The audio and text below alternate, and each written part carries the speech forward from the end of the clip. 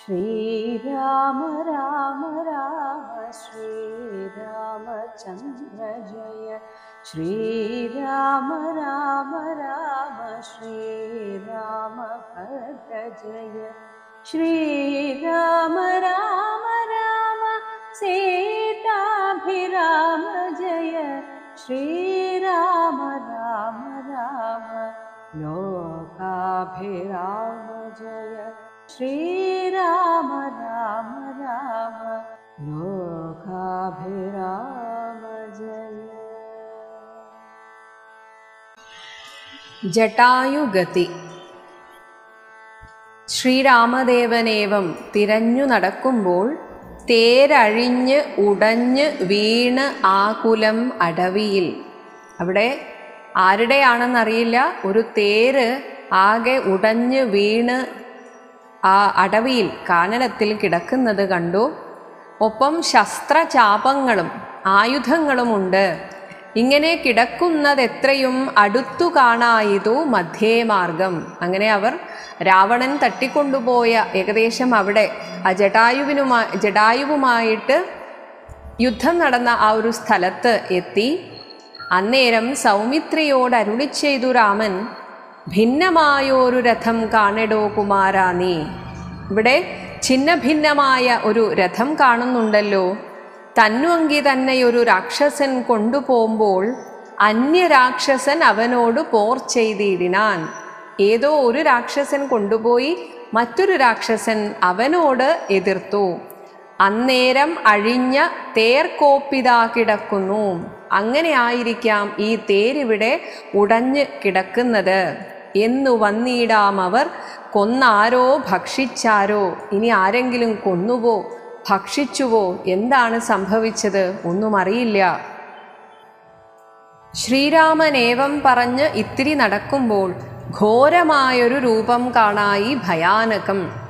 അവിടെ ജടായുവിനെ കാണുന്നു. ജടായുവിൻ്റെ ആകൃതിയെക്കുറിച്ച് മുൻപ് പറഞ്ഞു, ചിറകുമുളച്ച പർവ്വതത്തെ പോലെ ആയിരുന്നു. അപ്പോൾ അത്രയും ഭീമാകാരനാണ് ജടായു. അവിടെ മുറിവേറ്റ് അങ്ങനെ കിടക്കുമ്പോൾ സ്വാഭാവികമായും ഒരു ഭീകരത അവിടെ കാണുകയാണ്. അതാണ് ശ്രീരാമൻ പറയുന്നത്, ഘോരമായൊരു രൂപം. ജാനകി തന്നെ തിന്ന് തൃപ്തനായൊരു യാതുധാനൻ. ഇവനായിരിക്കാം ജാനകിയെ കട്ടുകൊണ്ടുപോയതും. ഇനി ജാനകിയെ കൊന്നു തിന്നുവോ? എന്നിട്ട് കിടക്കുന്നത് അത്ര നീ കണ്ടില്ലയോ? എന്നിട്ടിതാ ഇവിടെ കിടക്കുന്നു. കൊല്ലുവനിവനെ ഞാൻ വൈകാതെ, ബാണങ്ങളും വില്ലും ഇങ്ങാശു തന്നിടൂ. ലക്ഷ്മണനോട് പറയുകയാണ്, ആ ബാണങ്ങളും വില്ലും ഒക്കെ ഇങ്ങോട്ട് തരൂ എന്നതു കേട്ട നേരം വിത്രസ്ത ഹൃദയനായി. അങ്ങനെ ഇത് രണ്ടാമത്തെ തവണയാണ് ജടായുവിനെ തെറ്റിദ്ധരിക്കുന്നത്. അതുകൊണ്ട് തന്നെ വല്ലാത്ത വിഷമം തോന്നി. അങ്ങനെ പക്ഷിരാജനും ചൊന്നാൻ, വധ്യനല്ല അഹം, ഞാൻ കൊല്ലപ്പെടേണ്ടവനല്ല. തവ ഭക്തനായോരു ദാസൻ, മിത്രം എത്രയും തവ താതന് വിശേഷിച്ചും. അങ്ങയുടെ അച്ഛൻ്റെ നല്ലൊരു സുഹൃത്തായിരുന്ന സ്നിഗ്ധനായിരിപ്പൊരു പക്ഷിയാം ജടായു ഞാൻ ജടായുവാണ്. അങ്ങേക്ക് എന്നെ മനസ്സിലായില്ലേ? ദുഷ്ടനാം ദശമുഖനാണ് നിന്നുടെ പത്നി തന്നെ കട്ടുകൊണ്ടുപോയത്. കട്ടുകൊണ്ടാകാശേ പോകുന്നേരം അറിഞ്ഞു ഞാൻ, പെട്ടെന്ന് ചെന്നു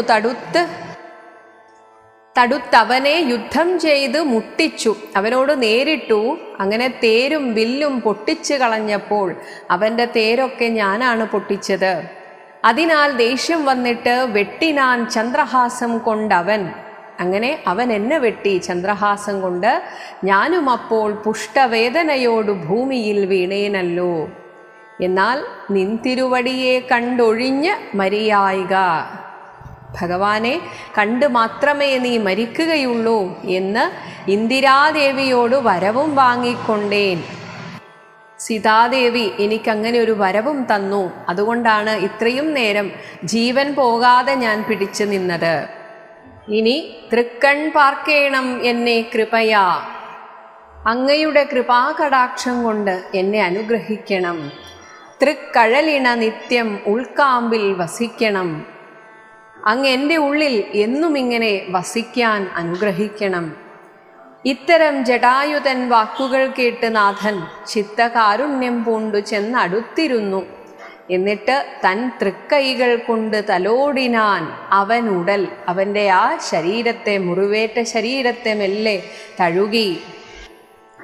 ദുഃഖാശ്രുപ്ലുത നയനത്തോടും രാമചന്ദ്രൻ്റെ കണ്ണിലും ആ ദുഃഖം തളം കെട്ടി അങ്ങനെ ആ അശ്രുക്കൾ ഉണ്ടായി. കാരണം തനിക്ക് വേണ്ടിയാണ്, തൻ്റെ സ്വാമിക്ക് വേണ്ടിയാണ് ഈ സ്വയം മുറിവേറ്റ് കിടക്കുന്നത്. അതാലോചിച്ചിട്ടാണ് ശ്രീരാമചന്ദ്രനും കണ്ണിൽ നിന്ന് കണ്ണുനീർ വന്നത്. ചൊല്ലു ചൊല്ലഹോ മമ വല്ലഭാവൃത്താന്തം നീയെല്ലാം. എന്നിട്ട് ചോദിച്ചു, എവിടെ, എങ്ങനെയൊക്കെയാണ് കൊണ്ടുപോയത് എന്നത് കേട്ട് ചൊല്ലിനാൻ ജടായുവും.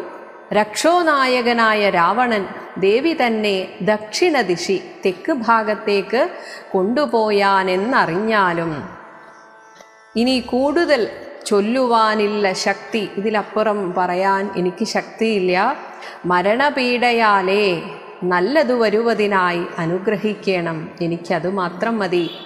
നിൻ തിരുവടി തന്നെ കണ്ടിരിക്കവേ ബന്ധമറ്റിയിടും വണ്ണം, എല്ലാ ബന്ധങ്ങളും അറ്റുകൊണ്ട് എനിക്ക് മരിപ്പാൻ അവകാശം വന്നത് ഭവത് കൃപാപാത്രമാകയാൽ, അങ്ങയുടെ കൃപയ്ക്ക് പാത്രമായതുകൊണ്ടാണ് എനിക്കിപ്പോൾ അങ്ങയെ കണ്ടുകൊണ്ട് മരിക്കാനുള്ള ഈ ഭാഗ്യം വന്നത്. പുണ്യപൂരുഷ പുരുഷോത്തമാ ദയാനിധേ, നിൻ തിരുവടി സാക്ഷാൽ ശ്രീ മഹാവിഷ്ണു പരാനന്ദാത്മാ പരമാത്മാ മായാമാനുഷരൂപി സന്തതം അന്തർഭാഗേ. അങ്ങ് ഒരു രൂപമില്ലാത്തവനാണെങ്കിലും ഇപ്പോൾ മായാമാനുഷനായി ഭൂമിയിൽ അവതരിച്ചിരിക്കുന്നു. ഈ രൂപം അന്തർഭാഗെ എൻ്റെ ഉള്ളിൽ ഹൃദയത്തിൽ എന്നും വസിച്ചിടുക വേണം. എൻ്റെ ഹൃദയത്തിൽ അങ്ങ് ഈ രൂപത്തിൽ വസിക്കണം. നിൻ തിരുമേനി ഘനശ്യാമളം അഭിരാമം അന്ത്യകാലത്തിങ്കൽ ഈ വണ്ണം കാണായ മൂലം. അങ്ങയുടെ ഈ തിരുമേനി അത് ഘനശ്യാമളമാണ്, നല്ല കാർമേഘവർണ്ണനായിട്ടുള്ള മനോഹരനായിട്ടുള്ള അങ്ങയുടെ ഈ തിരുമേനി അന്ത്യകാലത്തിങ്കൽ ഈ വണ്ണം കാണായ മൂലം ബന്ധവുമറ്റ് മുക്തനായേൻ ഞാനെന്ന് നൂനം. എനിക്ക് ഉറപ്പാണ്, എനിക്കിനി ഒരു ജന്മമില്ല, ഞാൻ അങ്ങയോട് ചേരുകയാണ് എന്ന് എനിക്ക് ഉറപ്പായി. ബന്ധുഭാവേന ദാസനാകിയോരടിയനെ, അങ്ങയുടെ ഒരു ബന്ധു എന്ന ഭാവത്തിലാണ് ഞാനിപ്പോൾ അങ്ങയുടെ ദാസനായിട്ടിരിക്കുന്നത്. അങ്ങനെയുള്ള ഈ എന്നെ ബന്ധൂകസുമം എന്നത് ചുവന്ന ഒരു പൂവാണ്. ആ പൂവിന് സമമായിട്ടുള്ള തൃക്കര തലം, കൈത്തലം, ഭഗവാന്റെ കൈത്തലം നല്ല ചുവപ്പാണ്. അതിനാൽ തലം തന്നാൽ ബന്ധുവത്സല, തന്നെ ആശ്രയിക്കുന്നവരിൽ അത്രയും ബന്ധുത്വം കാണിക്കുന്നവനാണ് ഭഗവാൻ. അങ്ങനെയുള്ള അല്ലയോ ഭഗവാനെ, മന്ദം തൊട്ടരുളേണം, എന്നെ ഒന്ന് തൊട്ടിങ്ങനെ ആശ്വസിപ്പിക്കണം. എന്നാൽ നിൻ തിരുമലരടിയോട് ചേർന്നിടാമല്ലോ, എങ്കിൽ എനിക്ക് പൂർണ്ണമായും അങ്ങയിലേക്ക് ചേരാം. ഇന്ദിരാപതി അത് കേട്ടുടൻ തലോടിനാൻ, മന്ദമന്ദം പൂർണ്ണാത്മാനന്ദം വന്നിടും വണ്ണം. ആ ജടായുവിൻ്റെ ആത്മാവിന് ആനന്ദം വരും വണ്ണം നന്നായിട്ടൊന്ന് തലോടി. അന്നേരം പ്രാണങ്ങളെ ത്യജിച്ചു ജടായുവും. മന്നിടം തന്നിൽ വീണ നേരത്ത് രഘുവരൻ, പൂർണ്ണമായി ജടായുവിൻ്റെ ശരീരം ഭൂമിയിൽ വീണു. അപ്പോൾ രഘുവരൻ കണ്ണുനീർ വാർത്ത് ഭക്തവാത്സല്യ പരവശാൽ തനിക്കു വേണ്ടി ജീവൻ വെടിഞ്ഞ ആ ബന്ധുവായിട്ടുള്ള സുഹൃത്തായിട്ടുള്ള ജടായുവിനെ കുറിച്ചോർത്ത് കണ്ണുനീർ വാർത്ത് ഭക്തവാത്സല്യത്താൽ പരവശാൽ അർണോജനേത്രൻ, താമരക്കണ്ണനായിട്ടുള്ള ഭഗവാൻ പിതൃമിത്രമാം അച്ഛൻ്റെ അടുത്ത സുഹൃത്തായിട്ടുള്ള പക്ഷീന്ദ്രൻ്റെ ഉത്തമാംഗത്തെ എടുത്ത്, ശിരസിനെ എടുത്ത് ഉത്സംഗസീംനി ചേർത്തിട്ട് തന്നോട് ചേർത്ത് വെച്ചു, നെഞ്ചോട് ചേർത്ത് വെച്ചിട്ട് ഉത്തരകാര്യാർത്ഥമായി സോദരനോട് ചൊന്നാൻ. ഇനി ചെയ്യാൻ എന്തൊക്കെയുണ്ട് എന്ന് ലക്ഷ്മണനോട് പറയുകയാണ്, കാഷ്ഠങ്ങൾ കൊണ്ടുവന്നു, ചുള്ളിക്കമ്പുകൾ കൊണ്ടുവന്നിട്ട് നല്ലൊരു ചിത തീർത്ത് കൂട്ടണം അഗ്നി, സംസ്കാരത്തിന് വൈകിടാതെ. ശവസംസ്കാരം അത്രയും ബഹുമാനത്തോടെ ചെയ്യുകയാണ്. ലക്ഷ്മണൻ അത് കേട്ട് ചിതയും തീർത്തിയിടിനാൻ. അത് കഴിഞ്ഞ് തൽക്ഷണം തനിക്ക് വേണ്ടപ്പെട്ട ഒരാൾ മരിച്ചാൽ എങ്ങനെയൊക്കെയാണോ തുടർന്നുള്ള സംസ്കാര ക്രിയകൾ ചെയ്യുന്നത്, അതുപോലെ കുളിച്ച് സംസ്കാരവും ചെയ്ത് പിന്നെ സ്നാനവും കഴിച്ച് ഉദകക്രിയാദിയും ചെയ്തു, ബലിയൊക്കെ ചെയ്തു. കാനനെ തത്ര മൃഗം വധിച്ചു, മാംസഖണ്ഡം പുല്ലിന്മേൽ വെച്ച് ജലാദികളും നൽകിയിടിനാൻ. നമ്മൾ പിതൃതർപ്പണത്തിന് കാക്കകൾക്ക് കൊടുക്കാറുണ്ട് എള്ളും പൂവും ഒരു തിലോദകം എന്ന് പറയും, തിലം കൊണ്ട് ഉണ്ടാക്കിയ ചോറ്, അതായത് തിലം വെച്ചുകൊണ്ടുള്ള ചോറ്. അപ്പോൾ അവിടെ മനുഷ്യരാണ് ചെയ്യുന്നത്, അതുകൊണ്ട് മനുഷ്യർ കഴിക്കുന്ന ഭക്ഷണമാണ് വെക്കുന്നത്. ഇവിടെ കഴുകനാണ്, അതുകൊണ്ട് കഴുകൻ മാംസഭുക്കായതുകൊണ്ട് ഒരു മൃഗത്തെ വധിച്ചിട്ട് അതിൻ്റെ മാംസഖണ്ഡം പുല്ലിന്മേൽ വെച്ചിട്ട് ജലാദികൾ ആ ഒരു തർപ്പണക്രിയയൊക്കെ ചെയ്തിട്ട് നല്ലൊരു ഗതി അവൻ ഉണ്ടാവാൻ പിതൃർത്ഥമായി ഇവിടെ പിതൃസ്ഥാനത്ത് കണ്ട് ചെയ്യുകയാണ്. പക്ഷികൾ ഇവയെല്ലാം ഭക്ഷിച്ച് സുഖിച്ചാലും, ഇനി മറ്റുള്ള പക്ഷികളെ നമ്മൾ കാക്കകളെ വിളിക്കുന്നത് പോലെ അവിടെയുള്ള പക്ഷികൾ ഇത് വന്ന് ഭക്ഷിക്കുമ്പോൾ ഈ ജടായുവിൻ്റെ ആത്മാവിന് മോക്ഷം ലഭിക്കും. അങ്ങനെ പക്ഷീന്ദ്രൻ അതുകൊണ്ട് തൃപ്തനായി ഭവിച്ചാലും, ഇവിടെ മോക്ഷം എന്നതിനേക്കാൾ മറ്റുള്ളവർ ഭക്ഷണം കഴിക്കുമ്പോൾ ആ ആത്മാവിന് തൃപ്തി വരും എന്നാണ്. കാരുണ്യമൂർത്തി കമലേക്ഷണൻ മധുവൈരി സാരൂപ്യം ഭവിക്കെന്ന് സാദരമരുൾ ചെയ്തു. അങ്ങനെ ആ ആത്മാവിനോട്, സൂക്ഷ്മാത്മാവിനോട് ആ ഭഗവാൻ പറഞ്ഞു, എന്നിൽ ഞാൻ എൻ്റെ രൂപത്തെ, അതാണ് സാരൂപ്യം, ഭഗവാന്റെ ആ രൂപത്തിലേക്ക് ഭവിക്കുക എന്ന് അരുൾ ചെയ്തു. അന്നേരം വിമാനം ആരുഹ്യ, വിമാനത്തിലേറിയിട്ട് ഭാസ്വരം, പ്രകാശ സന്നിഭമായിട്ടുള്ള ഭാനുസന്നിഭം, സൂര്യനെ പോലെ ദിവ്യരൂപം പൂണ്ടൊരു ജടായുവും. അങ്ങനെ ജടായുവിൻ്റെ സൂക്ഷ്മ ആത്മാവാണ് ഒരു ദിവ്യരൂപത്തെ കൈക്കൊള്ളുന്നത്. അപ്പോൾ ശംഖാരി ഗദാ പത്മ മകുട പീതാംബരാദ്യ അങ്കിത രൂപം പൂണ്ട ഭഗവാന്റെ പാർഷദന്മാരും ഭഗവാനെ പോലെ തന്നെ ശംഖ്, ചക്രം, ഗദ, പത്മം, മകുടം, കിരീടം, പീതാംബരപ്പട്ട് ഇതിനാൽ അങ്കിതമായ രൂപം പൂണ്ട വിഷ്ണു പാർഷദന്മാരാൽ പൂജിതനായി സ്തുതിക്കപ്പെട്ടു മുനികളാൽ. ഒരു പക്ഷിയാണ് മുനികളാൽ പോലും സ്തുതിക്കപ്പെട്ടിട്ട് വിഷ്ണു പാർഷദന്മാരാൽ സ്വീകരിക്കപ്പെട്ടിട്ട് അങ്ങനെ കൊണ്ടുപോകുന്നത്. തേജസ സകല ദിക് വ്യാപ്തനായി കാണായി വന്നു. ആ ജടായുവിൻ്റെ സൂക്ഷ്മ ശരീരത്തിൻ്റെ തേജസ്സുകൊണ്ട് സകല ദിക്കും അങ്ങനെ വ്യാപ്തമായി സകല ദിക്കും പ്രകാശിച്ചു എന്നാണ്. അങ്ങനെ പോകുന്നതിന് മുൻപേ സന്നദ്ധഗാത്രത്തോടും തൻ്റെ ശരീരം മുഴുവൻ കുനിഞ്ഞിട്ട് എന്നിട്ട് ഉയരെ കൂപ്പിത്തൊഴുതു, കൈ മുകളിലേക്ക് കൂപ്പിയിട്ട് ഉന്നത ഭക്തിയോടെ രാമനെ സ്തുതി ചെയ്താൻ. രാമനെ ഇപ്രകാരം ജടായു സ്തുതിക്കാൻ തുടങ്ങി. ജടായു സ്തുതി. അഗണ്യഗുണം ആദ്യം അവ്യയം അപ്രമേയം.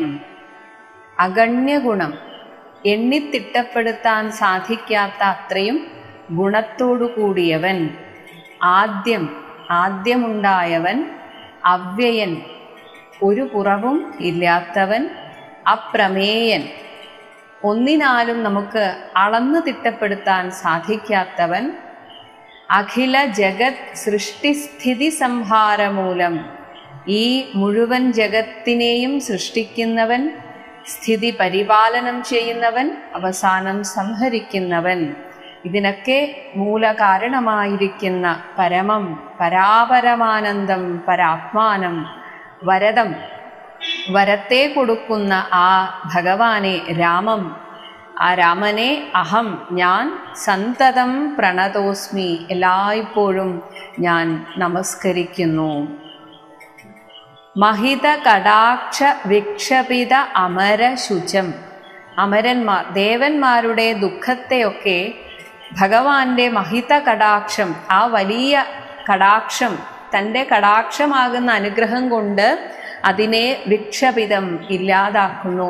ദേവന്മാരുടെ എല്ലാ ദുഃഖത്തെയും ഭഗവാൻ ഇല്ലാതാക്കുന്നു. രഹിത അവധി സുഖം, അവധിയില്ലാത്ത അവധിരഹിതമായിട്ടുള്ള ഒരു അതിരില്ലാത്ത സുഖത്തെ കൊടുക്കുന്ന ഇന്ദിരാ മനോഹരം ശ്യാമളം, ശ്യാമളവർണ്ണനായിട്ടുള്ള ജടാമകുടോജ്വലം, ജട ഇപ്പോൾ ഒരു കിരീടമായിട്ട് ഉജ്ജ്വലപ്രഭയോടുകൂടെ നിൽക്കുന്ന ചാപശര കോമള കരാംബുജം, ചാപവും ശരവും ധരിച്ച കോമളമായ താമര പോലെയുള്ള കൈകളുള്ള ആ രാമചന്ദ്രനെ രാമം പ്രണതോസ്മി, അഹം പ്രണതോസ്മി, ഞാനിതാ പ്രണമിക്കുന്നു. ഭുവന കമനീയ രൂപം ഈഡിതം. ഈ ഭൂമിയിലെ മുഴുവൻ രൂപവും എടുത്താൽ അത് ഭഗവാനാണ്. അതിനെ മുഴുവനായിട്ട് കടഞ്ഞെടുത്ത് ഉള്ള രൂപമാണ് ആ ഭഗവാൻ. അങ്ങനെയുള്ള ആ ഭഗവാനെ ഈഡിതം ഞാൻ നമസ്കരിക്കുന്നു. ശത രവിഭാസുരം, 100 രവി സൂര്യൻ ഒന്നിച്ചുദിച്ചാൽ എന്ന പോലെ ഭാസുരം പ്രകാശിക്കുന്ന അഭീഷ്ടപ്രദം, എല്ലാ അഭീഷ്ടങ്ങളെയും സാധിച്ചു തരുന്ന ശരണദം, ശരണം പ്രാപിക്കുന്നവനെ സംരക്ഷിക്കുന്ന, ശരണത്തെ കൊടുക്കുന്ന സുരപാദപമൂലം. സുരപാദപം എന്നാൽ ദേവലോകത്തിലെ വൃക്ഷം, ദേവലോക വൃക്ഷം എന്നാൽ കൽപ്പവൃക്ഷം. ആ കൽപ്പവൃക്ഷം മൂലരചിത നിലയനം, അതിൻ്റെ ആധാരമായിരിക്കുന്ന ഭഗവാൻ, കൽപ്പവൃക്ഷം തന്നെയാണ് ഭഗവാൻ. സുരസഞ്ചയ സേവ്യം, ദേവന്മാരുടെ എല്ലാ ദേവന്മാരാലും സേവിക്കപ്പെടുന്ന ആ രാമം, രാമനെ അഹം പ്രണതോസ്മി, ഞാൻ നമസ്കരിക്കുന്നു. ഭവകാനന ദവദഹന നാമധേയം. ഭവം, ഈ സംസാരം ഒരു കാടാണെങ്കിൽ ആ കാട്ടുതീ, ദവ ദഹന നാമധേയം, ആ കാട്ടുതീയായി ഒരു കാട്ടുതീയായിട്ട് ഈ ഭവകാനനത്തെ, ഈ സംസാരം ഒരു കാടായിട്ട് പറയുമ്പോൾ ആ കാടിനെ ഒരു കാട്ടുതീയായി വന്ന് ദഹിപ്പിക്കുന്ന ഭഗവാൻ. ഭവപങ്കജ ഭവമുഖ ദൈവതം ദേവം. ഭവപങ്കജം, ഭഗവാന്റെ നാഭിയിൽ നിന്ന് ഭവം ഉണ്ടായ പങ്കജം, ആ താമരയാണ് പിന്നീട് ഭവമായി, അതായത് ഈ ലോകമായി തീർന്നത്. അങ്ങനെയുള്ള ആ ദൈവതം ദേവം, എല്ലാ ദേവന്മാരുടെയും ദേവനായിരിക്കുന്ന ധനുജപതി കോടി സഹസ്ര വിനാശനം, ദാനവന്മാരുടെ ഒരു കോടി സഹസ്രം എന്നാൽ അത്രയധികം ദാനവന്മാരെ നശിപ്പിച്ചവൻ. ഇത് പല അവതാരങ്ങളിലായിട്ട് പറയുകയാണ്. മനുജാകാരം, ഇപ്പോൾ ഒരു മനുഷ്യരൂപത്തിൽ വന്നിരിക്കുന്ന ഹരിം, സാക്ഷാത് ഹരിയെ അഹം, അങ്ങനെയുള്ള രാമനെ അഹം പ്രണതോസ്മി. ഭവഭാവനാഹരം, ഈ സംസാരം എന്നതൊരു സങ്കല്പമാണ്, ഭഗവാന്റെ സങ്കല്പമാണ്. അതിനെ ഹരിക്കുന്നവൻ, അത് ഭഗവാനിലേക്ക് അടുക്കുമ്പോൾ ഭഗവാൻ തന്നെ ആ മായയെ നമ്മിൽ നിന്ന് മാറ്റുന്നു. ഭഗവത് സ്വരൂപിണം, ഭഗവാൻ തന്നെയായിരിക്കുന്ന ഭവഭീവിരഹിതം, ഭഗവാന് ഈ ഭവം എന്ന അതിൻ്റെ ഭീതി, സംസാരത്തിലുള്ള ഒരു തരത്തിലുള്ള ഭീതിയും ഭഗവാനില്ല, അതില്ലാത്തവൻ. കാരണം അത് ഭഗവാന്റെ സൃഷ്ടിയാണ്. മുനിസേവിതം പരം, ഭവസാഗര തരണ അംഘ്രിപോതകം. ഇനി ഈ ഭവസാഗരത്തെ, സംസാരമാകുന്ന സമുദ്രത്തെ തരണം ചെയ്യാനുള്ള അംഘ്രിപോതകം, ഭഗവാന്റെ കാലടികളാണ് നമ്മുടെ തോണിയായിട്ടിരിക്കുന്നത്. അങ്ങനെയുള്ള ആ ഭഗവാനെ നിത്യം ഭവനാശായ അനിശം, ഈ സംസാരമെന്ന തോന്നലിനെ ഇല്ലാതാക്കാൻ എല്ലായ്പ്പോഴും അഹം, ആ രാമനെ അഹം പ്രണതോസ്മി. ഗിരിശ ഗിരിസുതാഹൃദയ അംബുജവാസം, ഗിരിശൻ ശിവന്റെയും ഗിരിസുത പാർവതിയുടെയും ഹൃദയാംബുജത്തിൽ വസിക്കുന്നവൻ. ഗിരിനായകധരം പർവ്വതരാജനായിട്ടുള്ള മന്ദരപർവ്വതത്തെ ധരിച്ചവൻ. ഗിരിപക്ഷാരി സേവ്യം ഗിരിപക്ഷം പർവ്വതങ്ങളുടെ പക്ഷത്തെ ചിറകിനെ ഛേദിച്ച അരി എന്ന ശത്രു, അങ്ങനെ ഛേദിച്ചപ്പോൾ പർവ്വതങ്ങളുടെ ശത്രുവായി തീർന്നവനാണ് ഇന്ദ്രൻ. ആ ഇന്ദ്രനാൽ സേവിക്കപ്പെടുന്നവൻ. സുരസഞ്ജയ ധനുജേന്ദ്ര സേവിത പാദം സുരന്മാരാലും അതുപോലെ ധനുജേന്ദ്രനായാലും, ഇവിടെ മഹാബലിയെ വേണമെങ്കിൽ എടുക്കാം, ധനുജേന്ദ്രനായിട്ടുള്ള മഹാബലിയാലും സേവിക്കപ്പെടുന്ന പാദത്തോടുകൂടിയ. സുരപമണി നിഭം സുരപമണി ഇന്ദ്രനീലക്കല്ല്, അതിന് തുല്യമായിട്ടുള്ള പ്രകാശത്തോടു കൂടിയ ആ നീലനിറം, അങ്ങനെയുള്ള രാമം അഹം പ്രണതോസ്മി. പരധാരാർത്ഥ പരിവർജിത മനീഷിണാം, മനീഷി എന്നാൽ ജ്ഞാനി, ബുദ്ധിമാൻ.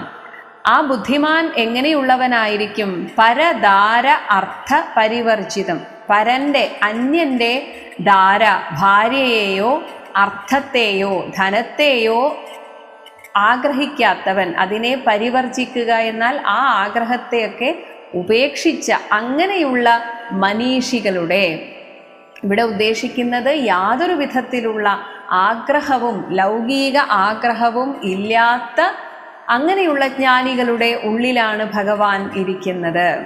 ഇനി അത്തരം ആളുകൾ പരപൂരുഷ ഗുണഭൂതി സന്തുഷ്ടാത്മനാം, അങ്ങനെയുള്ളവർക്ക് യാതൊരു വിധത്തിലുള്ള അസൂയയും ഉണ്ടാവുകയില്ല. അങ്ങനെയുള്ളവർ പരഭൂതി മറ്റുള്ള പരപുരുഷൻ മറ്റുള്ള പുരുഷന്മാരുടെ ഗുണത്തിൽ സദ്ഗുണത്തിലും ഭൂതി ഐശ്വര്യത്തിലുമൊക്കെ സന്തുഷ്ടാത്മനാം, അവർ സന്തോഷിക്കുകയാണ് ചെയ്യുക. പരലോക ഏകഹിത നിരതാത്മനാം, മാത്രമല്ല ഇത്തരത്തിലുള്ള മനീഷികൾക്ക് ഈ ലൗകിക ജീവിതത്തിൽ എങ്ങനെ സുഖം കണ്ടെത്താം എന്നല്ല അവർ ആഗ്രഹിക്കുക.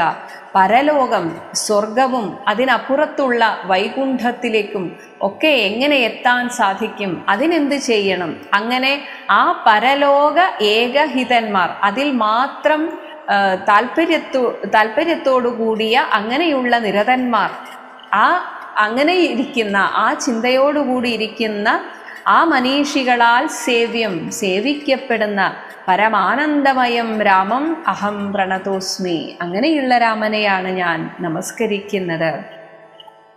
സ്മിത സുന്ദര വികസിത വക്ത്ര അംഭോരുഹം, ഭഗവാൻ സ്മിതം, ഭഗവാന്റെ പുഞ്ചിരി, അങ്ങനെ വളരെ സുന്ദരമായ പുഞ്ചിരി കൊണ്ട് ഭഗവാന്റെ മുഖം, വക്ത്ര അംഭോരുഹം, ആ മുഖ കമലം വികസിക്കും. സ്മൃതിഗോചരം അസിത അംബുദ കളേബരം, അസിത അംബുദം, കറുത്ത നിറത്തിലുള്ള കാർമേഘത്തിന് തുല്യമായ കളേബരം, ആ ശരീരത്തെ സ്മൃതിഗോചരം, നമ്മുടെ മനസ്സിൽ ഒരു ഓർമ്മയായിട്ട് ഭഗവാനെ എപ്പോഴും നമുക്ക് സ്മരിക്കാൻ ആയിട്ടാണ് ഭഗവാൻ ഓരോ ശരീരം സ്വീകരിച്ചു വരുന്നത്. അങ്ങനെ നമുക്ക് ആ സഗുണ രൂപത്തിൽ ഭഗവാനെ ധ്യാനിക്കാം.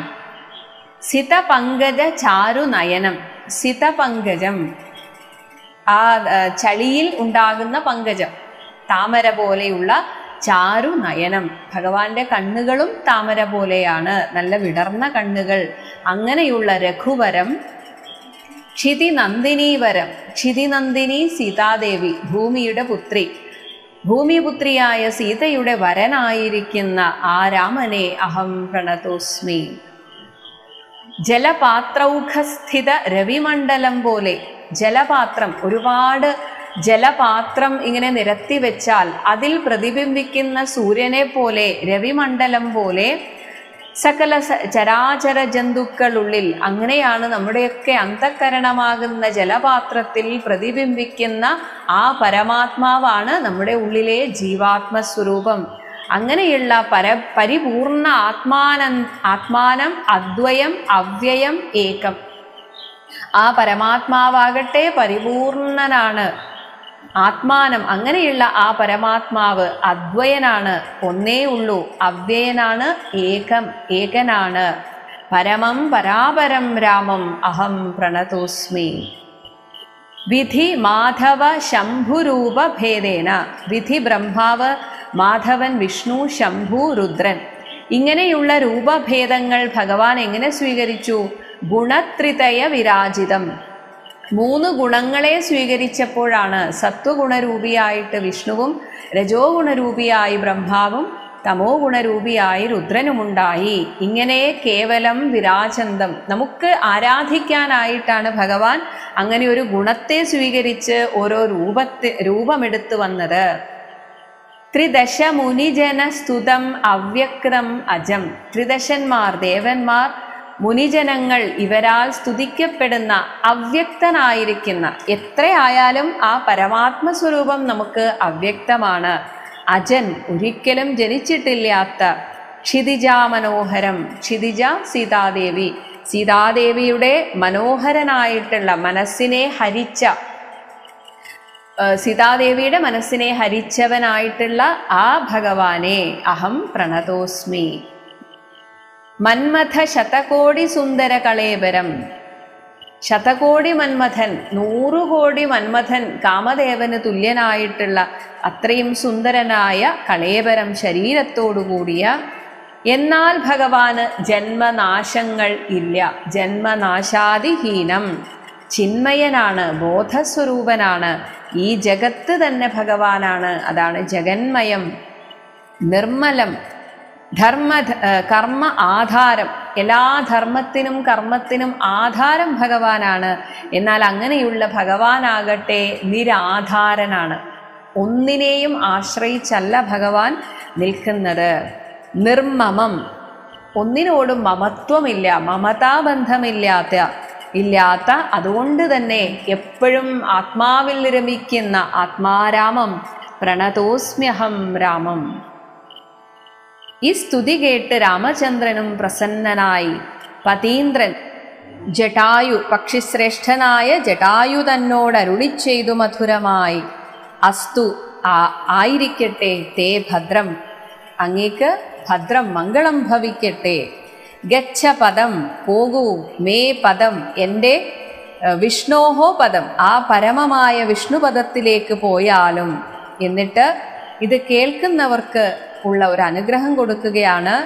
ഈ സ്തോത്രം എഴുതിയും പഠിച്ചും കേട്ടുകൊണ്ടാൽ ഭക്തനായുള്ളവന് വന്നിടും മത്സാരൂപ്യം.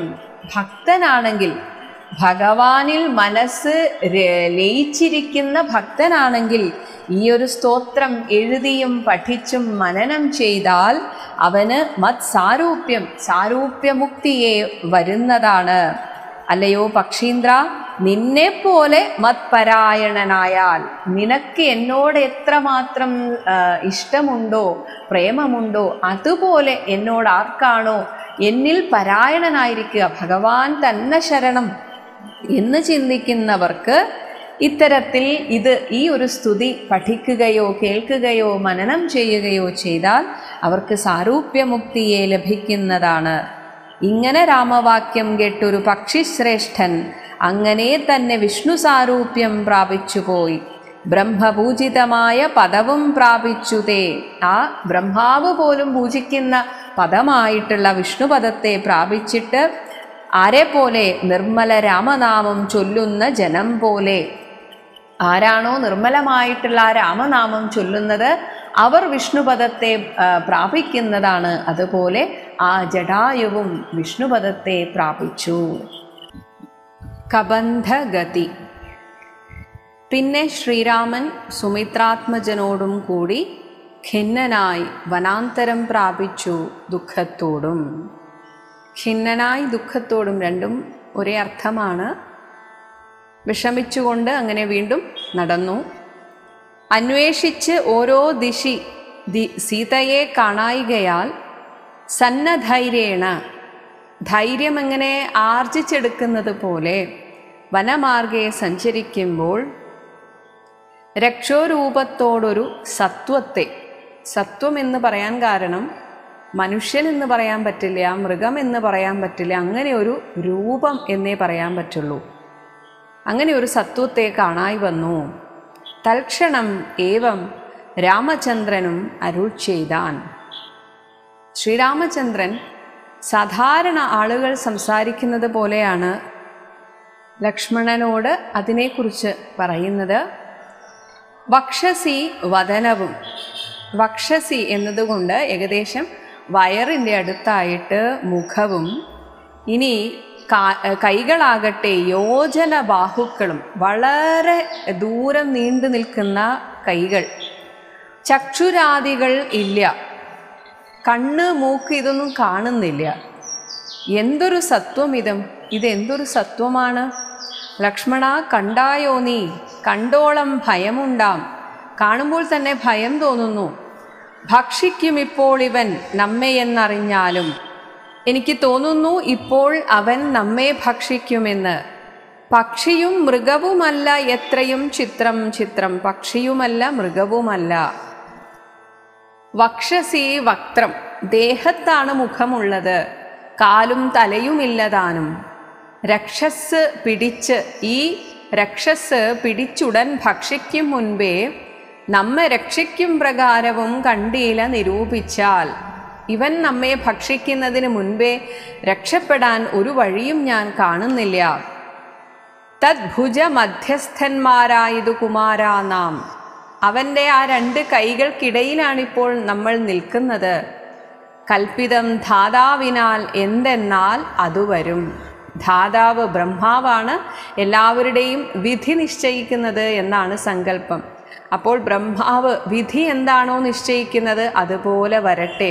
അതാണ് തനി സാധാരണക്കാരെ പോലെയാണ് രാമചന്ദ്രൻ ഇവിടെ സംസാരിക്കുന്നത്. രാഘവൻ ഏവം പറഞ്ഞിടിനോരനന്തരം ആകുലമകന്നൊരു ലക്ഷ്മണൻ ഉര ചെയ്താൻ. എന്നാൽ ലക്ഷ്മണൻ ധൈര്യപൂർവം ഇങ്ങനെ പറയുകയാണ്, പോരും വ്യാകുലഭാവം. എന്തിനാണിങ്ങനെ വ്യാകുലപ്പെടുന്നത്? എന്തിനി വിചാരിപ്പാൻ? എന്താ ഇനി ചിന്തിക്കാനുള്ളത്? ഓരോരോ കരം ഛേദിക്കണം. രണ്ട് കൈകളാണല്ലോ, ഓരോന്നങ്ങോട്ട് വെട്ടിമുറിച്ച് കളയുക നാം ഇരുവരും. തൽക്ഷണം പറഞ്ഞതും ഛേദിച്ചിതു ദക്ഷിണഭുജം രാമൻ. വലത്തെ കൈ രാമനും ലക്ഷ്മണൻ വാമകരം, ഇടത്തെ കൈ ലക്ഷ്മണനും ഛേദിച്ചാൻ അതു നേരം. ഇത് തൻ്റെ കൈ മുറിച്ചത് കണ്ടപ്പോൾ രക്ഷോവീരനും അതിവിസ്മയം പൂണ്ടു. ആ രാക്ഷസന്, ആ സത്വത്തിന് ഒരു വിസ്മയമാണുണ്ടായത്. ഇത് ആ ആളിൻ്റെ മനോഗതമാണ് പറയുന്നത്. രാമലക്ഷ്മണന്മാരെ കണ്ട് ചോദിച്ചാൻ ഭയത്തോടെ ചോദിച്ചു, മദ്ഭുജങ്ങളെ ഛേദിച്ചിടുവാൻ ശക്തന്മാരായി ഈ ഭുവനത്തിൽ ആരുമുണ്ടായിലിതിൻ കീഴിൽ. ഇന്നുവരെ എൻ്റെ കൈകളെ ഛേദിക്കാൻ ആർക്കും സാധിച്ചിട്ടില്ല. അദ്ഭുതാകാരന്മാരാം, നിങ്ങൾ മനുഷ്യരാണ് എന്നാണ് കാഴ്ചയിൽ, പക്ഷേ എന്തോ ഒരു പ്രത്യേകതയുണ്ട്. അദ്ഭുത ആകാരന്മാരായിട്ടുള്ള നിങ്ങൾ ആരാണ്? ഇരുവരും നിങ്ങൾ ആരാണ്? സത്പുരുഷന്മാരെന്ന് കൽപ്പിച്ചിടുന്നേ ഞാൻ. നിങ്ങൾ സത്പുരുഷന്മാരാണെന്ന് എനിക്ക് തോന്നുന്നു. എന്നാൽ ഘോര കാനന പ്രദേശത്തിങ്കൽ വരുവാനും കാരണമെന്ത്? നിങ്ങൾ സത്യം ചൊല്ലുക വേണം. ഇത്തരം കബന്ധവാക്യങ്ങൾ, കബന്ധം എന്ന് വെച്ചാൽ തന്നെ തലയില്ലാത്ത ശരീരം എന്നാണ് അർത്ഥം. അങ്ങനെയുള്ള ആ സത്വത്തിൻ്റെ വാക്യങ്ങൾ കേട്ട ഒരു പുരുഷോത്തമൻ ഭഗവാൻ ചിരിച്ചു ഉടൻ ഉത്തരം അരുൾ ചെയ്തു. കേട്ടാലും ദശരഥനാം അയോധ്യാധിപതി ജ്യേഷ്ഠനന്ദനൻ അഹം. ഞാൻ ജ്യേഷ്ഠനാണ്, ജ്യേഷ്ഠനന്ദനാണ്. മൂത്തപുത്രൻ രാമൻ എന്നല്ലോ നാമം. സോദരനിവൻ മമ സോദരനിവൻ, എൻ്റെ സോദരൻ ലക്ഷ്മണനെന്ന് നാമം. സീതയെന്നുണ്ട് മമ ഭാര്യയായൊരു നാരി. പോയതു ഞങ്ങൾ നായാട്ടിന്, ഞങ്ങൾ ഒരു നായാട്ടിന് പോയിരിക്കുകയായിരുന്നു. അത് നേരം അതിമായാവി നിശാചരൻ, ഒരു മായാവി നിശാചരൻ കട്ടുകൊണ്ടങ്ങു പോയാൻ, സീതയെ കട്ടുകൊണ്ടുപോയി. കാനനന്തോറും ഞങ്ങൾ തിരഞ്ഞു നടക്കുമ്പോൾ, ഞങ്ങളിങ്ങനെ തിരഞ്ഞു നടക്കുന്ന സമയത്ത് കാണായി നിന്നെ, അങ്ങനെയാണ് നിന്നെ ഇപ്പോൾ കണ്ടത്. അതിഭീഷണ വേഷത്തോടും നിന്നെ കാണുമ്പോൾ തന്നെ പേടിയാകുന്നുണ്ട്.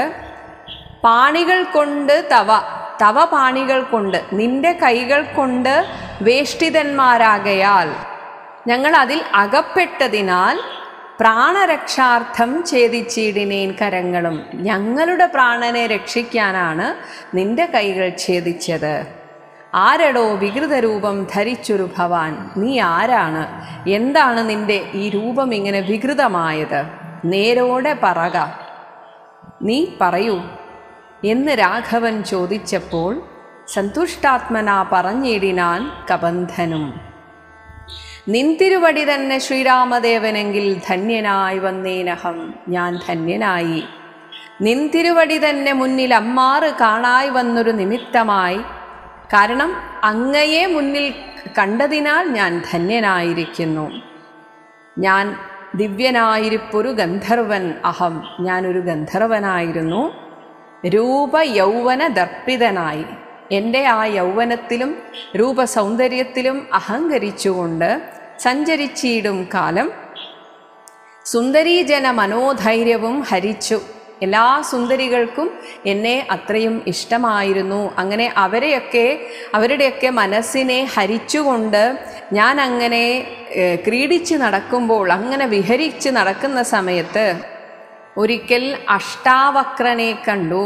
അഷ്ടാവക്രമുനിയെ കണ്ടു. ആ പേര് പോലെ തന്നെ 8 വളവാണ് ആ മുനിക്ക്. അതാണ് അഷ്ടാവക്രൻ.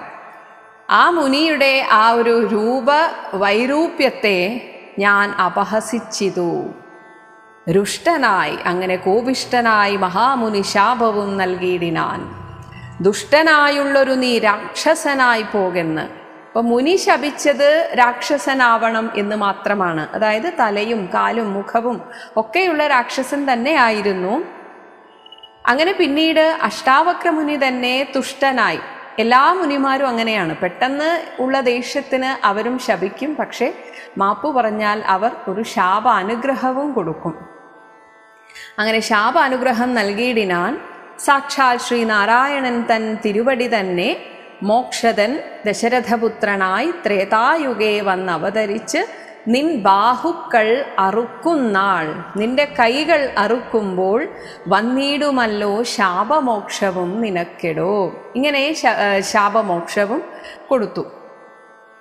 അപ്പോൾ ഈ സമയത്തൊക്കെ ശിരസ്സുണ്ട്, കൈകാലുകൾ എല്ലാം ഉണ്ട്.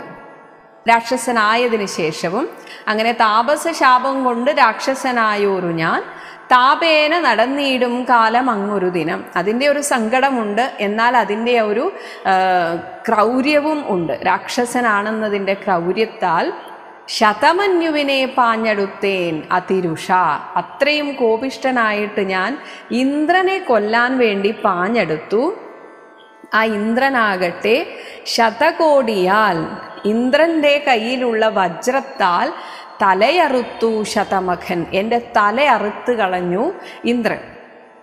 സാധാരണഗതിയിൽ വജ്രം കൊണ്ടുള്ള ആ ഒരു മുറിവേറ്റാൽ തലയറുത്ത് കഴിഞ്ഞാൽ പിന്നെ ജീവിച്ചിരിക്കില്ല. പക്ഷേ വജ്രമേറ്റിട്ടും മമ, എനിക്ക് വന്നീല മരണം. എന്തുകൊണ്ട്? ഗന്ധർവനായിരിക്കെ ഒരിക്കൽ അബ്ജസംഭവൻ ബ്രഹ്മാവ് മമ എനിക്ക് തന്നൊരു വരത്തിനാൽ, ബ്രഹ്മാവ് ഒരു വരം കൊടുത്തിരുന്നു, ആർക്കും ഈ ഗന്ധർവനെ വധിക്കാൻ സാധിക്കില്ല എന്ന്. അതുകൊണ്ടാണ് ഇന്ദ്രൻ്റെ വജ്രായുധമേറ്റ് തല പോയിട്ടും മരിക്കാതിരുന്നത്. അങ്ങനെ വധ്യനല്ലായിക മൂലം ആരാലും വധിക്കപ്പെടില്ല എന്നതിനാൽ ഇപ്പോൾ തല പോയി, പക്ഷേ ജീവിച്ചിരുന്നേ പറ്റുള്ളൂ. ജീവിച്ചിരിക്കണമെങ്കിൽ വല്ലതുമൊക്കെ കഴിക്കണം. അപ്പോൾ ഇനി എന്ത് ചെയ്യും? അപ്പോൾ വൃത്തിക്ക്, നിത്യവൃത്തിക്ക് മഹേന്ദ്രനും ഇന്ദ്രനും എന്ത് ചെയ്തു? ഉത്തമാംഗത്തെ, താൻ ഛേദിച്ച ആ തലയെ മമ കുക്ഷിയിലാക്കിയിടിനാൻ. എൻ്റെ, ഇവിടെ കബന്ധനാണ് കഥ പറയുന്നത്, എൻ്റെ വയറിലാക്കി.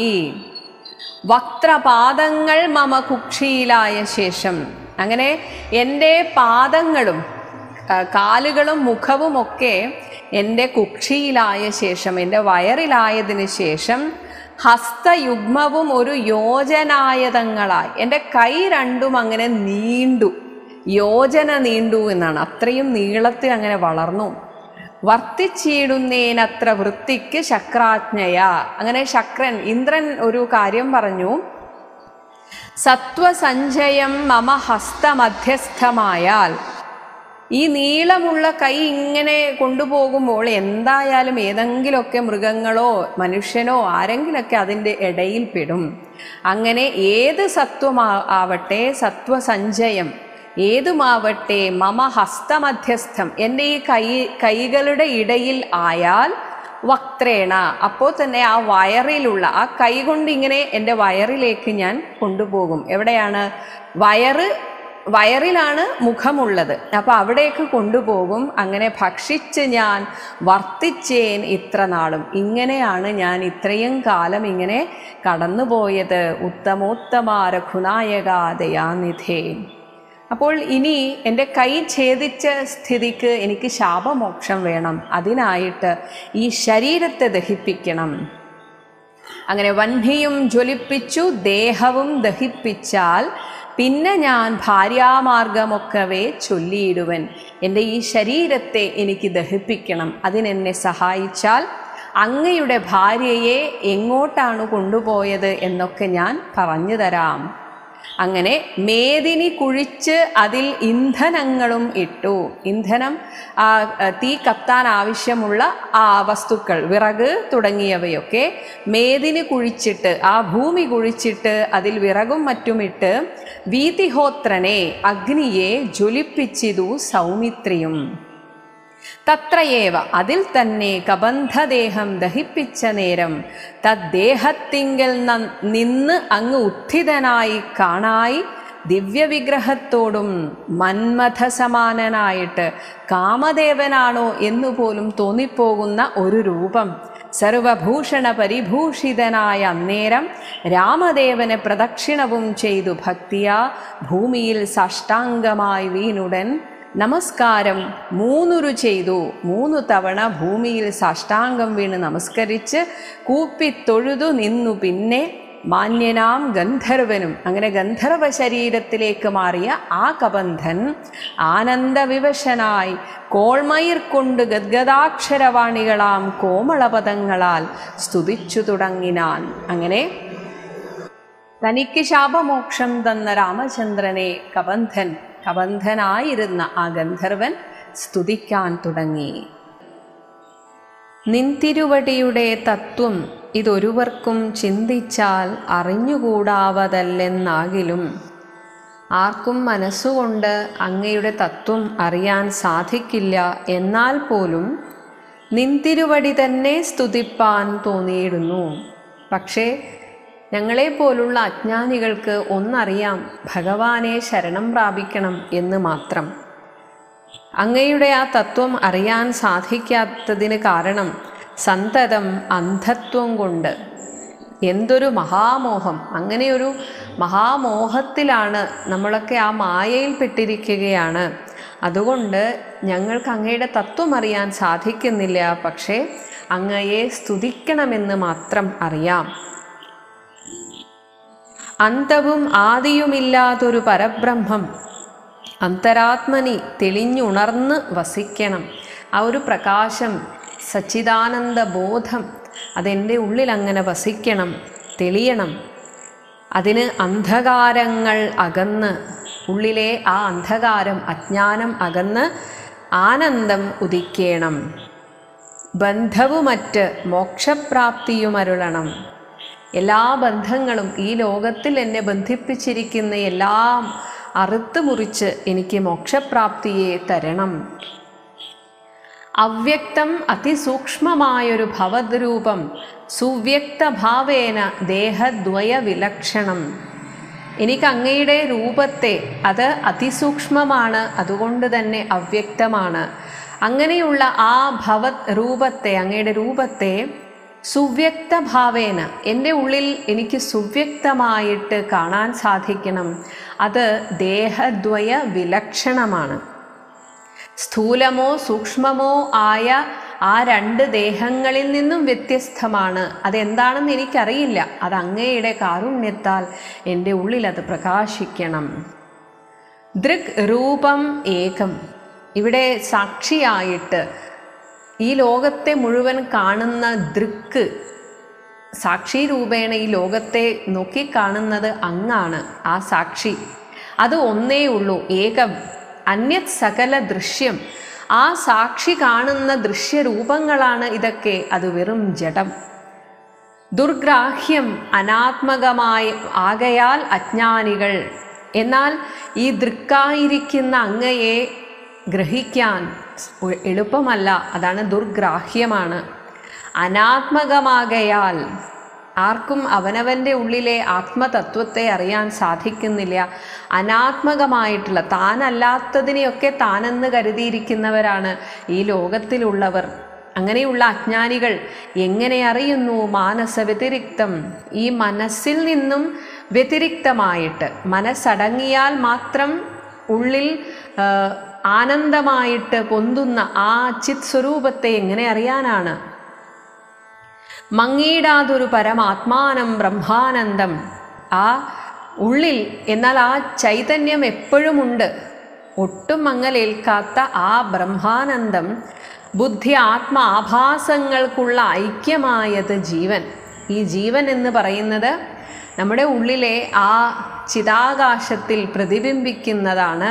അത് ബുദ്ധി, അതുപോലെ ആത്മ ആഭാസങ്ങൾ. ഞാൻ എന്ന വ്യക്തിബോധം എല്ലാവർക്കുമുണ്ട്. ഞാൻ എന്ന് അത് ആ ബുദ്ധിയിൽ അങ്ങനെ പ്രകാശിക്കുന്നു. ഈ പ്രകാശവും ബുദ്ധിയും ചേർന്ന ആ ഐക്യരൂപത്തെയാണ് ജീവൻ എന്ന് പറയുന്നത്. ബുദ്ധ്യാദി സാക്ഷിഭൂതം ബ്രഹ്മമെന്നത് നൂനം. ബുദ്ധിക്കും അങ്ങനെയുള്ള തത്വങ്ങൾക്കും, മഹത്തത്വം തുടങ്ങിയ ആ തത്വങ്ങൾക്കൊക്കെ ഭൂതമായിരിക്കുന്നതാണ് ബ്രഹ്മം എന്നത് തീർച്ചയാണ്. നൂനം. നിർവികാര ബ്രഹ്മണി നിഖിലാത്മനി നിത്യേ നിർവിഷയാഖ്യേ. ഈ ബ്രഹ്മത്തെ നമ്മൾ പല രീതിയിലാണ് വ്യാഖ്യാനിക്കാറ്. നിർവികാരനാണ്, നിഖില ആത്മാവാണ്, എല്ലാറ്റിൻ്റെയും ആത്മസ്വരൂപമാണ്, നിത്യനാണ്, നിർവിഷയനാണ്. ഇങ്ങനെയൊക്കെ പറഞ്ഞിരിക്കുന്ന ഈ ആത്മാവിനെ ലോകം അജ്ഞാനമോഹവശാൽ, അജ്ഞാനത്താൽ മോഹിപ്പിക്കപ്പെട്ട് ആർക്കും ഇതറിയാൻ സാധിക്കുന്നില്ല. ഇങ്ങനെ ആരോപിക്കപ്പെട്ടൊരു, നമുക്ക് ഏകദേശം ഒരു ധാരണ കിട്ടാനാണ് നമ്മളിങ്ങനെ നിർവികാരനാണ്, നിഖിലാത്മാവാണ് എന്നൊക്കെ പറയുന്നത്. അങ്ങനെ ആരോപിക്കപ്പെട്ടൊരു തൈജസം, സൂക്ഷ്മദേഹം, നമ്മുടെ ഉള്ളിലെ സൂക്ഷ്മദേഹത്തിനെ, ആ ജീവനെ പറയുന്ന പേരാണ് തൈജസൻ. ഇനി ഹൈരണ്യം, അത് ഈ തൈജസൻ സൂക്ഷ്മമായതുകൊണ്ട് കാണാൻ സാധിക്കില്ല. ഇനി പ്രപഞ്ചം മുഴുവൻ വ്യാപിച്ചിരിക്കുന്ന വിരാട് പുരുഷനാകട്ടെ ഹൈരണ്യം, ഹിരണ്യഗർഭനായിട്ടുള്ള ആ ഭഗവാൻ അതിസ്ഥൂലമാണ്, അതുകൊണ്ടും കാണാൻ സാധിക്കുന്നില്ല.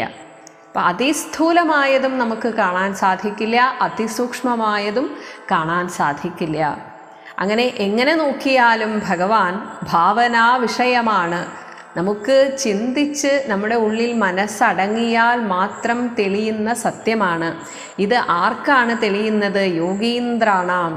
ഭഗവാനിൽ സദാ മനസ്സ് വച്ചിരിക്കുന്നവരുടെ ഉള്ളിലാണിത് തെളിയുന്നത്. കേവലം തത്ര കാണായിടുന്നു ജഗത്തെല്ലാം. അങ്ങനെ കാണുന്ന യോഗീന്ദ്രന്മാർക്ക് ഉള്ളിൽ അനുഭവപ്പെടുന്നു ആ പരമാത്മാവിൽ വന്ന് മറയുന്നതാണ് ഈ ജഗത്ത് എന്ന്. ഭൂതമായതും ഭവ്യമായതും ഭവിഷ്യത്തും, ഇവിടെ ഉള്ളതും ഇനി വരാൻ പോകുന്നതും എല്ലാം ഹേതുനാ മഹത്തത്വാദി ആവൃത സ്ഥൂലദേഹേ, ഇങ്ങനെ ഉണ്ടാവാൻ കാരണമായത് മഹത്തത്വമാണ് ഈ മായയിൽ.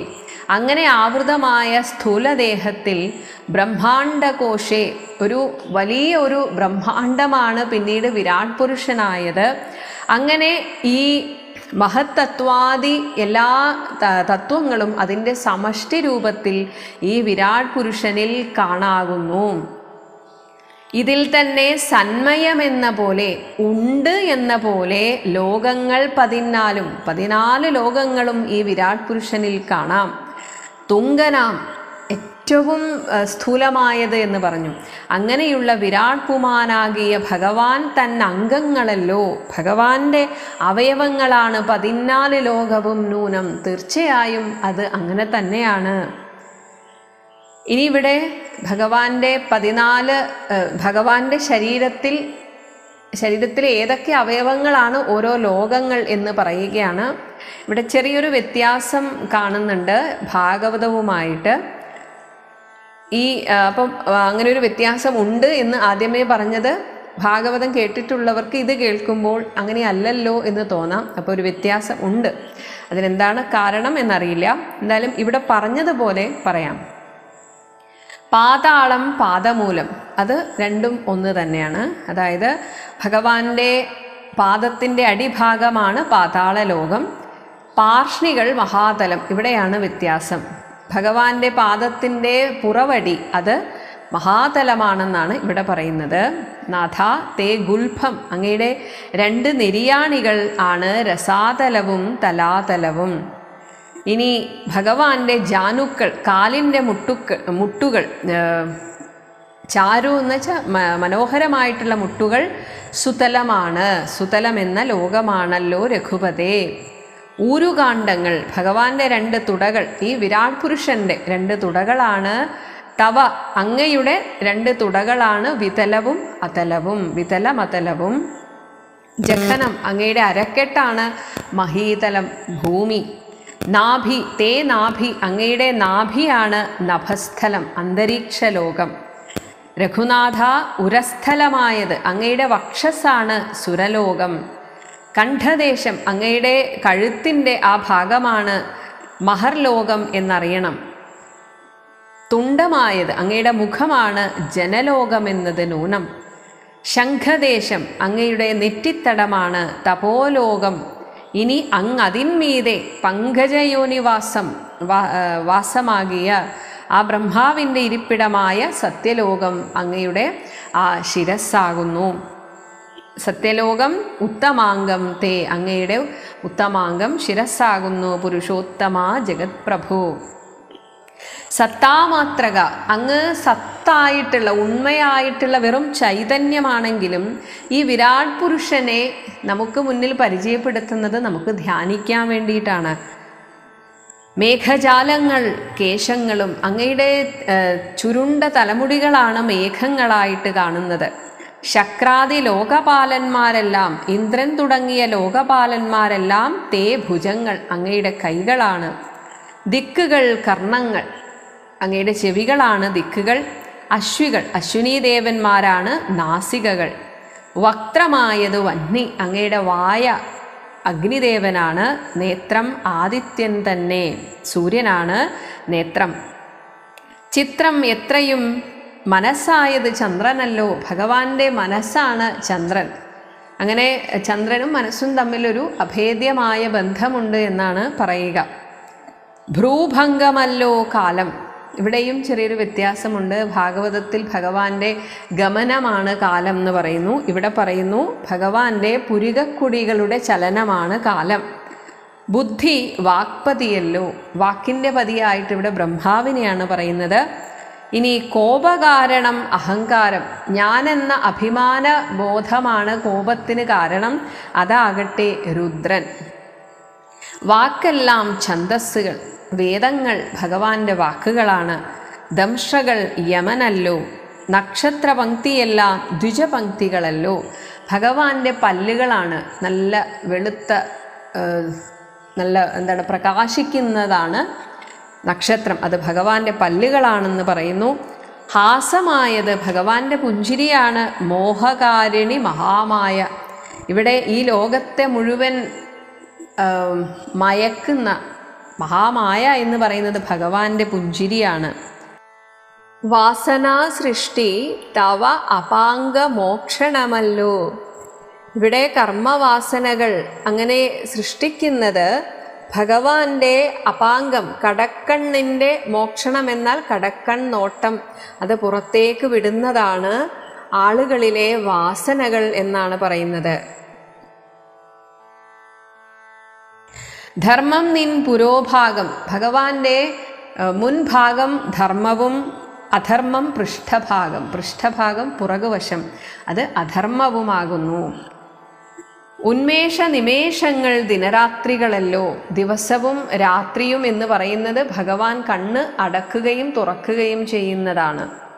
സപ്തസാഗരങ്ങൾ 7 സമുദ്രങ്ങൾ നിൻ കുക്ഷിദേശങ്ങളല്ലോ ഭഗവാന്റെ ഉദരമാണ്.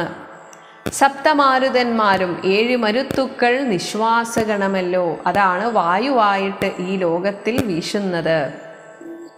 നദികളെല്ലാം തവ നാഡികളാകുന്നത്, അങ്ങയുടെ നാഡികളാണ് നദികൾ.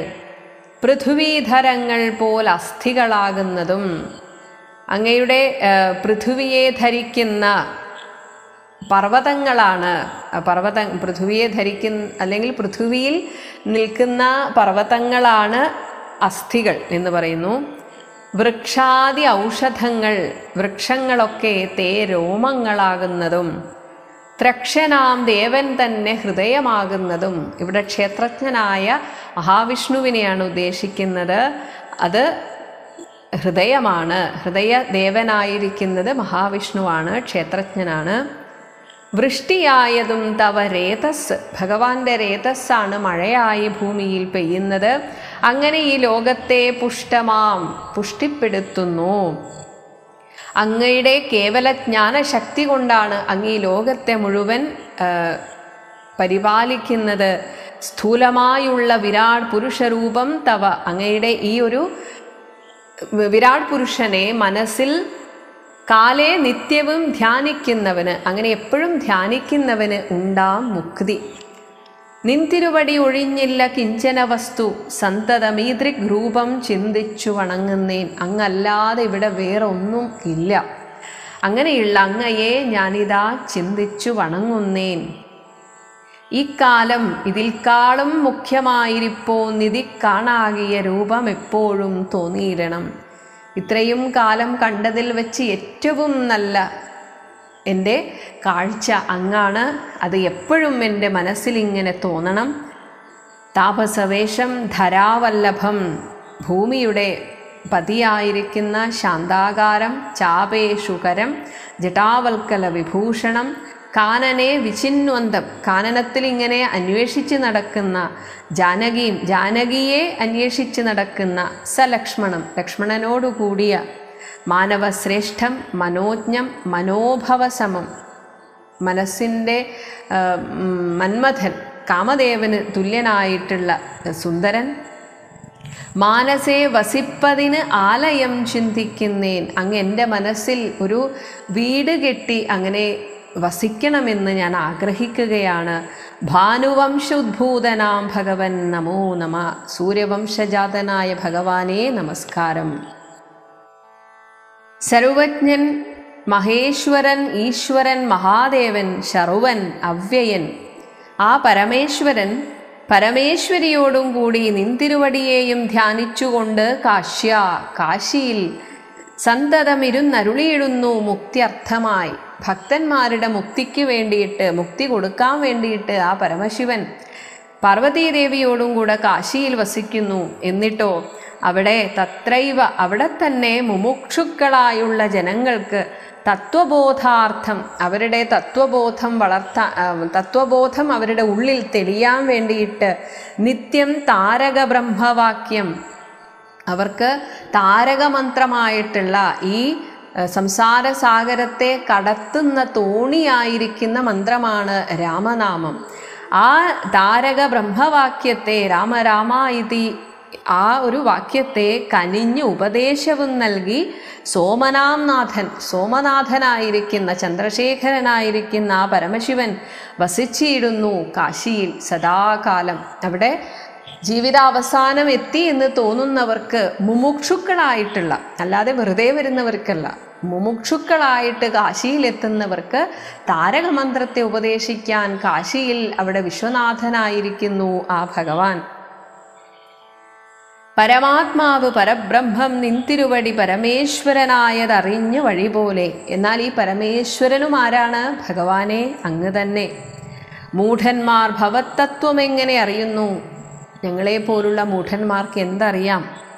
മൂടിപ്പോകയാൽ മഹാമായാ മോഹാന്ധകാരെ. പക്ഷേ അജ്ഞാനികളെയും കുറ്റം പറയാൻ പറ്റില്ല. കാരണം അവർ ഈ മായയുടെ അത്രയും ഇരുട്ട് പിടിച്ച അന്ധകാരത്തിൽ അങ്ങനെ മയങ്ങിയിരിക്കുകയാണ്. രാമഭദ്രായ പരമാത്മനേ നമോ നമ. രാമചന്ദ്രായ ജഗത് സാക്ഷിണേ നമോ നമ. പാഹി മാം ജഗന്നാഥ പരമാനന്ദരൂപ പാഹി സൗമിത്രി സേവ്യ പാഹി മാം ദയാനിധേ. നിൻ മഹാമായാദേവി എന്നെ മോഹിപ്പിച്ചിടായി അംബുജ വിലോചന സന്തതം നമസ്കാരം. എനിക്കിതേ പ്രാർത്ഥിക്കാനുള്ളൂ. അങ്ങയുടെ ഈ മായ മോഹിപ്പിക്കുമ്പോഴാണ് അഹങ്കാരമൊക്കെ തോന്നുന്നത്. കാരണം കബന്ധന് ഈ ഒരു ഗതി വരാൻ തന്നെ കാരണം അതാണ്. ഇടക്ക് തൻ്റെ രൂപയൗവനത്തിലൊക്കെ അങ്ങ് അഹങ്കരിച്ചു പോയി. ഒന്നുമില്ല എന്ന് ഇപ്പോഴാണ് മനസ്സിലായത്. അപ്പോൾ ഇതൊക്കെ ആ മഹാമായയുടെ പ്രവർത്തനം കാരണമായിരുന്നു. അതെന്നെ മോഹിപ്പിക്കായിക ഭഗവാനെ. യുദ്ധമർത്ഥിച്ച് ഭക്തിയാ സ്തുതിച്ച ഗന്ധർവനോട് ഉത്തമ പുരുഷനാം ദേവനും അരുൾ ചെയ്തു. സന്തുഷ്ടനായേൻ തവ സ്തുത്യാ നിശ്ചല ഭക്തിയാ ഗന്ധർവശ്രേഷ്ഠ. ഭവാൻ മത്പദം പ്രാപിച്ചാലും നീ എൻ്റെ പദത്തെ പ്രാപിക്കും. സ്ഥാനം മേ സനാതനം യോഗീന്ദ്രഗമ്യം. യോഗീന്ദ്രന്മാർക്ക് മാത്രം ഒരുപാട് വർഷത്തെ ആ ഒരു ധ്യാനം, സമാധി തുടങ്ങിയ സാധനയിലൂടെ എത്തിച്ചേരാൻ സാധിക്കുന്ന സനാതനം മേ സ്ഥാനം, ഒരിക്കലും നശിക്കാത്ത എൻ്റെ ആ പരമമായ സ്ഥാനത്തെ, പരമാനന്ദത്തെ പ്രാപിക്ക നീ മത് പ്രസാദത്താലടോ. അത്രയുമല്ല, ഇനി അതുമാത്രമല്ല, കബന്ധന് മാത്രമല്ല അനുഗ്രഹം, അത്രയുമല്ല, പുനരൊന്നനുഗ്രഹിപ്പൻ ഞാൻ ഈ ഭക്തന്മാരെയും കൂടെ അനുഗ്രഹിക്കുകയാണ്. ഈ സ്തോത്രം ഭക്ത്യാ ജപിച്ചിടുന്ന ജനങ്ങൾക്കും മുക്തി സംഭവിച്ചിടുമില്ല സംശയമേതും. അപ്പോൾ എല്ലായ്പ്പോഴും പറയുന്ന ഒരു കാര്യമാണ് ഇത്. മനസ്സിൽ അനുഭവിച്ചുകൊണ്ട് ഇരിക്കുമ്പോൾ നമുക്കുണ്ടാകുന്ന ആനന്ദം അത് തന്നെ മുക്തി. അല്ലാതെ വിചാരിക്കരുത് എത്രയോ വർഷമായല്ലോ ഞാൻ രാമായണം വായിക്കുന്നു, എനിക്കൊരു മുക്തിയും ലഭിച്ചില്ലല്ലോ എന്ന് ചിന്തിക്കരുത്.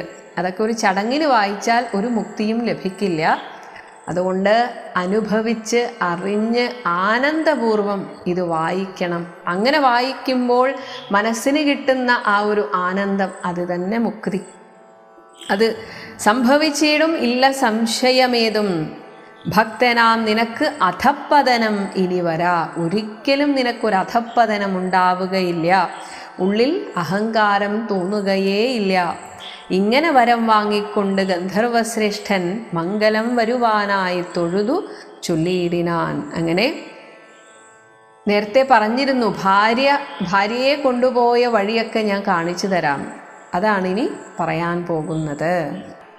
സീതാദേവിയെ എങ്ങോട്ടാണ് കൊണ്ടുപോയത് എന്ന് പറയാൻ കഴിവുള്ള ആളെക്കുറിച്ചുള്ള വിവരമാണ് കൊടുക്കുന്നത്. മുമ്പിൽ അമ്മാറ് കാണാം മതംഗാശ്രമം, മതംഗ മഹർഷിയുടെ ആശ്രമം. തത്ര സംപ്രതി വസിക്കുന്നു. സംപ്രതി ഇപ്പോൾ വസിക്കുന്നത് ശബരി എന്നു പേരുള്ള തപസ്വിനി. ശബരിയാകട്ടെ ത്വത് പാദാംബുജ ഭക്തി കൊണ്ട് ഏറ്റവും പവിത്രയായി. ശബരി പവിത്രയാകാൻ കാരണം ഭഗവാന്റെ പാദഭക്തിയാണ്, ഭഗവാനിലുള്ള ഭക്തി കൊണ്ട് മാത്രമാണ്. എപ്പോഴും ഭവാനെയും ധ്യാനിച്ച് വിമുക്തയായി, അങ്ങനെ തന്നെ അവൾ ഈ ലൗകിക ജീവിതത്തിൽ നിന്നൊക്കെ വിമുക്തയായി കഴിഞ്ഞതാണ്. അവളെ ചെന്ന് കണ്ടാൽ വൃത്താന്തം ചൊല്ലും അവൾ, ശബരി പറഞ്ഞു തരും. അങ്ങനെ അവനീസുത തന്നെ സീതാദേവിയെ ലഭിക്കും നിങ്ങൾക്കെന്നാൽ. ഗന്ധർവനേവം, കബന്ധനായി തീർന്ന ആ ഗന്ധർവൻ ഏവം ഇപ്രകാരം ചൊല്ലിമറഞ്ഞോരനന്തരം സന്തുഷ്ടന്മാരായൊരു രാമലക്ഷ്മണന്മാരും ഘോരമാം വനത്തൂടെ മന്ദമന്ദം പോയി ചെന്ന് ചാരുത ചേർന്ന മനോഹരമായ ശബരിയാശ്രമമകം പുക്കാർ. അങ്ങനെ അവിടെ ചെന്നു. രാമലക്ഷ്മണന്മാരെ കണ്ടപ്പോൾ സംഭ്രമത്തോടും പ്രതീക്ഷിച്ചിരിക്കുകയായിരുന്നു. എന്നാലും പെട്ടെന്ന് കണ്ടപ്പോൾ സംഭ്രമത്തോടെ പ്രത്യുത്ഥായ ചാടി എഴുന്നേറ്റ് താപസി ഭക്തിയാ സമ്പതിച്ചിതു. ഉടനെ തന്നെ ആ ഭഗവാന്റെ കാൽക്കൽ സമ്പതിച്ചിതു. പാദാംഭോരുഹയുഗത്തിങ്കൽ ഭഗവാന്റെ താമര പോലെയുള്ള ആ കാൽക്കൽ വീണു. സന്തോഷപൂർണ്ണ അശ്രുനേത്രങ്ങളോടവളും ആനന്ദമുൾക്കൊണ്ടു. എന്നിട്ട് പാദ്യ അർഘ്യ ആസനാദികളാലെ, പാദ്യം എന്നാൽ കാൽ കഴുകിക്കാനുള്ള വെള്ളം, അർഘ്യം, ഭഗവാനെ പൂജിക്കാനുള്ള വെള്ളം, ആസനം, നല്ലൊരു ഇരിപ്പിടം ഒക്കെ തയ്യാറാക്കി പൂജിച്ചു. തത് പാദതീർത്ഥ അഭിഷേകവും ചെയ്തു. ഭഗവാന്റെ പാദതീർത്ഥത്തെ സ്വയം അത് കുടിക്കുകയും ചെയ്തു. ഭോജനത്തിന് ഫലമൂലങ്ങൾ നൽകിയിടിനാൾ. പിന്നീട് പഴം ഒക്കെ കൊടുത്തു. പൂജയും പരിഗ്രഹിച്ച് ആനന്ദിച്ചിരുന്നിതു. ശബരി ചെയ്ത ആ പൂജ വളരെ സന്തോഷത്തോടെ ഭഗവാൻ സ്വീകരിച്ചങ്ങനെ ആനന്ദിച്ചു. രാജീവനേത്രന്മാരാം രാജനന്ദനന്മാരും, രണ്ടുപേരും രാമലക്ഷ്മണന്മാരും അങ്ങനെ സന്തോഷിച്ചു. അന്നേരം ഭക്തി പൂണ്ടു തൊഴുതു ചൊന്നാളവൾ, ധന്യയായി വന്നേനഹം ഇന്ന് പുണ്യാതിരേകാൽ. പുണ്യത്തിൻ്റെ അതിരേകമുള്ളവർക്ക് മാത്രമേ ഭഗവാനെ ഇങ്ങനെ നേരിട്ട് കാണാൻ സാധിക്കുകയുള്ളൂ. ഇനി അവിടെ ഇങ്ങനെ കാത്തിരിക്കാനുണ്ടായ കാരണം പറയുകയാണ്. എന്നുടെ ഗുരുഭൂതന്മാരായ മുനിജനം, എൻ്റെ ഗുരുക്കന്മാരായ മുനിമാർ നിന്നെയും പൂജിച്ച് അനേകായിരത്താണ്ട്, ഒരുപാട് വർഷമായി കുറേ മുനിമാർ ഈ ആശ്രമത്തിൽ വസിക്കുകയായിരുന്നു വാണാർ. അന്ന് ഞാൻ അവരെയും ശുശ്രൂഷിച്ചിരുന്നിതു. ഒരു കാട്ടുവാസിയാണ്, കാട്ടിലാണ് ശബരി വസിക്കുന്നത്. നമ്മുടെ ഇന്നത്തെ കാലത്ത് ജാതി വ്യവസ്ഥ പറയുകയാണെങ്കിൽ ഏറ്റവും നീചകുലത്തിൽ ജനിച്ച ഒരു സ്ത്രീയാണ്. പക്ഷേ മതംഗാശ്രമത്തിൽ മതംഗ മഹർഷിയാണ് ശബരിക്ക് ഇങ്ങനെയൊരു ഗതി കൊടുക്കാൻ കാരണം. ഒരു പക്ഷേ പൂർവജന്മത്തിൻ്റെ തുടർച്ച എന്നതുപോലെ വളരെ ചെറുപ്പത്തിൽ തന്നെ ഈ ആശ്രമത്തിൽ വന്ന് മഹർഷിക്ക് പൂജയ്ക്ക് വേണ്ടുന്നതൊക്കെ ഒരുക്കി കൊടുക്കുമായിരുന്നു അത്രേ ശബരി. അപ്പോൾ ഇതാരാണ് തൻ്റെ ആശ്രമത്തിൽ ഇങ്ങനെ പൂക്കളൊക്കെ കൊണ്ടുവയ്ക്കുന്നത് എന്ന് മഹർഷി ഒരു ദിവസം കണ്ടുപിടിച്ചു. അത് ശബരിയായിരുന്നു. ശബരി അന്ന് ചെറിയ കുട്ടിയായിരുന്നു. അങ്ങനെ മതംഗാശ്രമത്തിൽ താമസിച്ച് മറ്റ് ശിഷ്യന്മാരോടുകൂടെ എല്ലാ സാധനങ്ങളും പറഞ്ഞു കൊടുത്തു മതംഗ മഹർഷി. കാരണം മതംഗ മഹർഷി ത്രികാലജ്ഞാനിയാണ്. ശബരി ആരായി തീരാൻ പോകുന്നവളാണെന്ന് മഹർഷിക്കറിയാം. അങ്ങനെ അവിടുത്തെ മുനിമാരോടുകൂടെ അവിടെ അന്തേവാസിയായിട്ടിരിക്കുകയായിരുന്നു ശബരി. അപ്പോൾ പറയുകയാണ്, അന്ന് ഞാൻ അവരെയും ശുശ്രൂഷിച്ചിരുന്നിതു. പിന്നെ പോയി ബ്രഹ്മപദം പ്രാപിച്ചാരവർകളും. അവരൊക്കെ ഈ അടുത്ത് അവരുടെ സാധന കൊണ്ട് തന്നെ അവർ ബ്രഹ്മപദത്തെ പ്രാപിച്ചു. എന്നാൽ എന്നോട് ചൊന്നാർ അവർ ഏതുമേ ഖേദിയാതെ, അതായത് എനിക്ക് ആ ബ്രഹ്മപദം പ്രാപിക്കാൻ സാധിക്കില്ല ഇപ്പോൾ എന്ന് മനസ്സിലാക്കി അവർ എന്നോട് പറഞ്ഞു, നീ ദുഃഖിക്കേണ്ട, അവരെക്കാളും വലിയ ഭാഗ്യം നിന്നെ കാത്തിരിപ്പുണ്ട്. ധന്യേ നീ വസിച്ചാലും ഇവിടെ തന്നെ നിത്യം, നീ ഇവിടെ തന്നെ വസിക്കുക. കാരണം പന്നകശായി അനന്തശായി ആയിട്ടുള്ള പരൻ പുരുഷൻ പരമാത്മാവൻ അവതരിച്ചിതു, ഭൂമിയിൽ അവതരിച്ചിട്ടുണ്ട് രാക്ഷസവധാർത്ഥമായി. നമ്മെപ്പോലെയുള്ള മുനിജനത്തെയും അതുപോലെ തന്നെ എല്ലാ ജനങ്ങൾക്കും ധർമ്മത്തെയും രക്ഷിച്ചുകൊള്ളുവാൻ ഇപ്പോൾ നിർമ്മലൻ ചിത്രകൂടത്തിങ്കൽ വന്നിരിക്കുന്നു. ഇതാ ഇവിടെ അടുത്ത് വരെ എത്തിക്കഴിഞ്ഞു ഭഗവാൻ. വന്നിടും ഇവിടേക്ക് രാഘവൻ എന്നാൽ അവൻ തന്നെയും കണ്ട് ദേഹത്യാഗവും ചെയ്താലും നിനക്ക് ഞങ്ങളെക്കാളും ഭാഗ്യമാണ് വരാൻ പോകുന്നത്. രാഘവൻ ഇവിടെ വരും, നിന്നെ കാണും, നിന്നെ കണ്ട് അങ്ങനെ ഭഗവാനെ കണ്ടുകൊണ്ട് നിനക്ക് ദേഹം ത്യജിക്കാം. അങ്ങനെ വന്നിടുമെന്നാൽ അങ്ങനെ ഭഗവാനെ കണ്ടുകൊണ്ട് നിന്റെ ദേഹം ത്യജിച്ചാൽ മോക്ഷം നിനക്കുമെന്ന് നൂനം, ഒരു സംശയവും വേണ്ട, നിനക്ക് മോക്ഷം ലഭിക്കും. വന്നിതൗവണ്ണം ഗുരുഭാഷിതം സത്യമല്ലോ, എൻ്റെ ഗുരുക്കന്മാർ പറഞ്ഞ വാക്കുകളിതാ സത്യമായിരിക്കുന്നു. നിൻ തിരുവടിയുടെ വരവും പാർത്ത് നിൻ ധ്യാനിച്ചു വസിച്ചു ഞാൻ. ശ്രീപാദം കണ്ടുകൊള്ളുവാൻ ഗുരുഭൂതന്മാരാം താപസന്മാർക്ക് പോലും യോഗം വന്നീലയല്ലോ. അവർക്ക് പോലും ലഭിക്കാത്ത ഭാഗ്യമാണല്ലോ ഭഗവാനെ എനിക്ക് ലഭിച്ചത്. എന്നിട്ട് സ്വയം ഞാൻ ആരാണ് ഇതിനൊക്കെ എന്ന് സ്വയം ഒരു അവജ്ഞയോടെ നോക്കുകയാണ്. കാരണം നീചജാതിയിൽപ്പെട്ട എനിക്ക് എന്ത് അർഹതയാണ്? ജ്ഞാനമില്ലാത്ത, ഒരറിവുമില്ലാത്ത ഹീനജാതിയിലുള്ള മൂഢയാണ് ഞാൻ. കാരണം പൊതുവേ സ്ത്രീകൾക്ക് അത്തരം അറിവുകൾ ഉണ്ടാവില്ല എന്ന് പറയുകയാണ്. അങ്ങനെ ഒരു സ്ത്രീയാണ് ഞാൻ ഇതിനൊട്ടും അധികാരിണിയല്ലല്ലോ, എനിക്കിതിനൊക്കെ എന്ത് അർഹതയാണെന്ന് മനസ്സിലാകുന്നില്ല. വാങ് മനോവിഷയമല്ലാതൊരു ഭവദ്രൂപം, യഥാർത്ഥത്തിൽ അങ്ങയുടെ രൂപം വാക്കുകൾക്ക് അഗോചരമാണ്, മനസ്സിന് അഗോചരമാണ്, കാണാനും പറയാനും ഒന്നും സാധിക്കില്ല. പക്ഷേ അത് അങ്ങനെ ഒരു രൂപം സ്വീകരിച്ച് ഭഗവാൻ വന്നപ്പോൾ കാണാനും അവകാശം വന്നത് മഹാഭാഗ്യം. തൃക്കഴലിണ കൂപ്പി സ്തുതിച്ചുകൊള്ളുവാനും അങ്ങയെ എന്ത് പാടി സ്തുതിക്കണം എന്നുപോലും ഉൾക്കമലത്തിൽ അറിയപ്പോകാതെയാനിധേ, എനിക്കറിയില്ലല്ലോ ഭഗവാനെ, ഞാൻ എന്ത് ചൊല്ലിയാ അങ്ങയെ സ്തുതിക്കേണ്ടത്? അത്ര പോലും അക്ഷരാഭ്യാസമില്ല എനിക്കൊന്നും സ്തുതിക്കാനും അറിയില്ലല്ലോ. രാഘവൻ അത് കേട്ട് ശബരിയോട് ചൊന്നാൻ. ഇതൊക്കെ കേട്ടിട്ട് രാഘവൻ ശ്രീരാമചന്ദ്രൻ പറഞ്ഞു, ആകുലം കൂടാതെ നീ വിഷമിക്കുകയേ ചെയ്യരുത്, ഞാൻ പറയുന്നത് കേൾ. നീ ഇപ്പോൾ വിചാരിക്കുന്നു ഇതിനൊന്നും അർഹയല്ല എന്ന്, എന്നാൽ കേട്ടുകൊള്ളുക. ആരാണ് ഭക്തൻ? പുരുഷ സ്ത്രീ ജാതി നാമ ആശ്രമാദികളല്ല കാരണം മമ ഭജനത്തിന് ജഗത്രയേ. പുരുഷനാണോ, സ്ത്രീയാണോ, ഇനി ഏതെങ്കിലും മൃഗജാതിയിലാണോ, നിങ്ങളുടെ പേര്, ആശ്രമം, അതായത് വാനപ്രസ്ഥം, സന്യാസം, ബ്രഹ്മചര്യം, ഇങ്ങനെയുള്ള ആശ്രമങ്ങളോ, ഇതൊന്നുമല്ല കാരണം മമ ഭജനത്തിന് ജഗത്രയേ. ഈ 3 ലോകത്തിലും ഭക്തി ഒന്നൊഴിഞ്ഞ് മറ്റില്ല കാരണമേതും. ഭക്തി മാത്രമാണ് ഞാൻ നോക്കുന്നത്. മുക്തി വന്നിടുവാനുമില്ല മറ്റേതുമൊന്നും.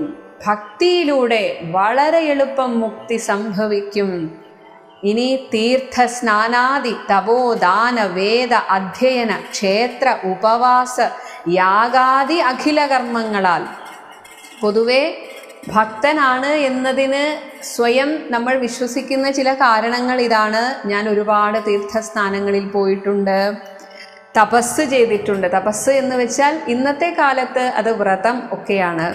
പിന്നെ ദാനധർമാദി കാര്യങ്ങളൊക്കെ ഞാൻ ഒരുപാട് ചെയ്യുന്നുണ്ട്. വേദാധ്യയനം ചെയ്ത ആളാണ്. എന്നും ക്ഷേത്ര ദർശനം നടത്തും. ഉപവാസം, ഒരു ഉപവാസം പോലും ഞാൻ മുടക്കാറില്ല. പണ്ടത്തെ കാലത്തൊക്കെ ആണെങ്കിൽ യാഗാദി കാര്യങ്ങൾ ഇതൊക്കെ ചെയ്താലും ഒന്നിനാൽ ഒരുത്തനും കണ്ടുകിട്ടുകയില്ല. ഇതൊക്കെ നിങ്ങൾ വെറുതെ ചെയ്യുകയാണെങ്കിൽ, ഒരു വിശ്വാസത്തിൻ്റെ പുറത്ത് മാത്രമാണ് നിങ്ങൾ ഇത് ചെയ്യുന്നതെങ്കിൽ എന്നെ കിട്ടുകയില്ല. അത് എന്നെ മദ്ഭക്തി ഒഴിഞ്ഞൊന്നുകൊണ്ടൊരു നാളും, എന്നിലുള്ള പ്രേമഭക്തി, ഭഗവാൻ മാത്രം മതി എന്ന ഭക്തി ഒഴിഞ്ഞ് എന്നെ നിങ്ങൾക്ക് കിട്ടുകയില്ല.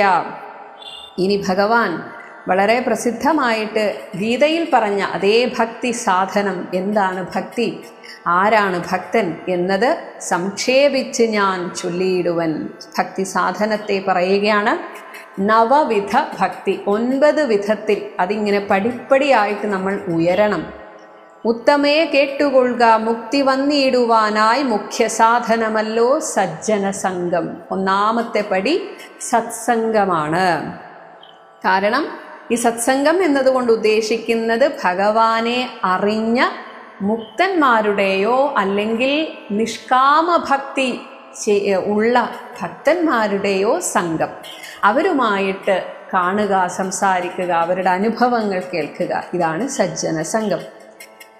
പിന്നെ മത് കഥാലാപം, 2ാം സാധനം. ഇനി രണ്ടാമത് ഭഗവാന്റെ കഥകൾ കേൾക്കുക, ആലപിക്കുക, അതിലങ്ങനെ രസിക്കുക. ഇനി 3ാമത് മത് ഗുണേരണം. ഭഗവാന്റെ കഥകളിലൂടെ എന്താണ് പറയുന്നത്? ഭഗവാന്റെ ഗുണങ്ങൾ, അതിലങ്ങനെ നമ്മൾ അഭിമാനം കൊള്ളുക, അതിലങ്ങനെ രസിക്കുക. അതാണ് 3ാമത്തത്. പിന്നെ മത് വചോ വ്യാഖ്യാതൃത്വം, അതാണ് 4ാമത്തത്. അതായത് ഭഗവാന്റെ വാക്കുകളെ, പ്രത്യേകിച്ച് ഭഗവത്ഗീത പോലെയുള്ള താത്വികമായ വാക്യങ്ങളെക്കുറിച്ചുള്ള വ്യാഖ്യാനം കേട്ട് മനസ്സിലാക്കുക. അതാണ് 4ാമത്തത്. ഇനി 5 മത് കലാജാത ആചാര്യ ഉപാസനം. ഭഗവാന്റെ തന്നെ അംശമായിട്ട് ഭൂമിയിൽ വന്ന് അവതരിച്ച ഒരുപാട് ആചാര്യന്മാരുണ്ട്. യഥാർത്ഥ യോഗികളായിട്ടുള്ള ആചാര്യന്മാർ, ശ്രീ ശങ്കരാചാര്യർ ഒക്കെ അങ്ങനെയാണ്. ഭഗവാൻ ശിവൻ്റെ അവതാരമായിട്ടാണ് ശങ്കരാചാര്യരെ കാണുന്നത്. അപ്പോൾ ഇവിടെ ശ്രീരാമചന്ദ്രനല്ലേ പറയുന്നത് എന്ന് വിചാരിക്കരുത്. ശിവൻ, ബ്രഹ്മാവ്, വിഷ്ണു ഇവർ പലതല്ല, ഒന്നാണ് എന്ന് പല തവണ പറഞ്ഞിട്ടുണ്ട്.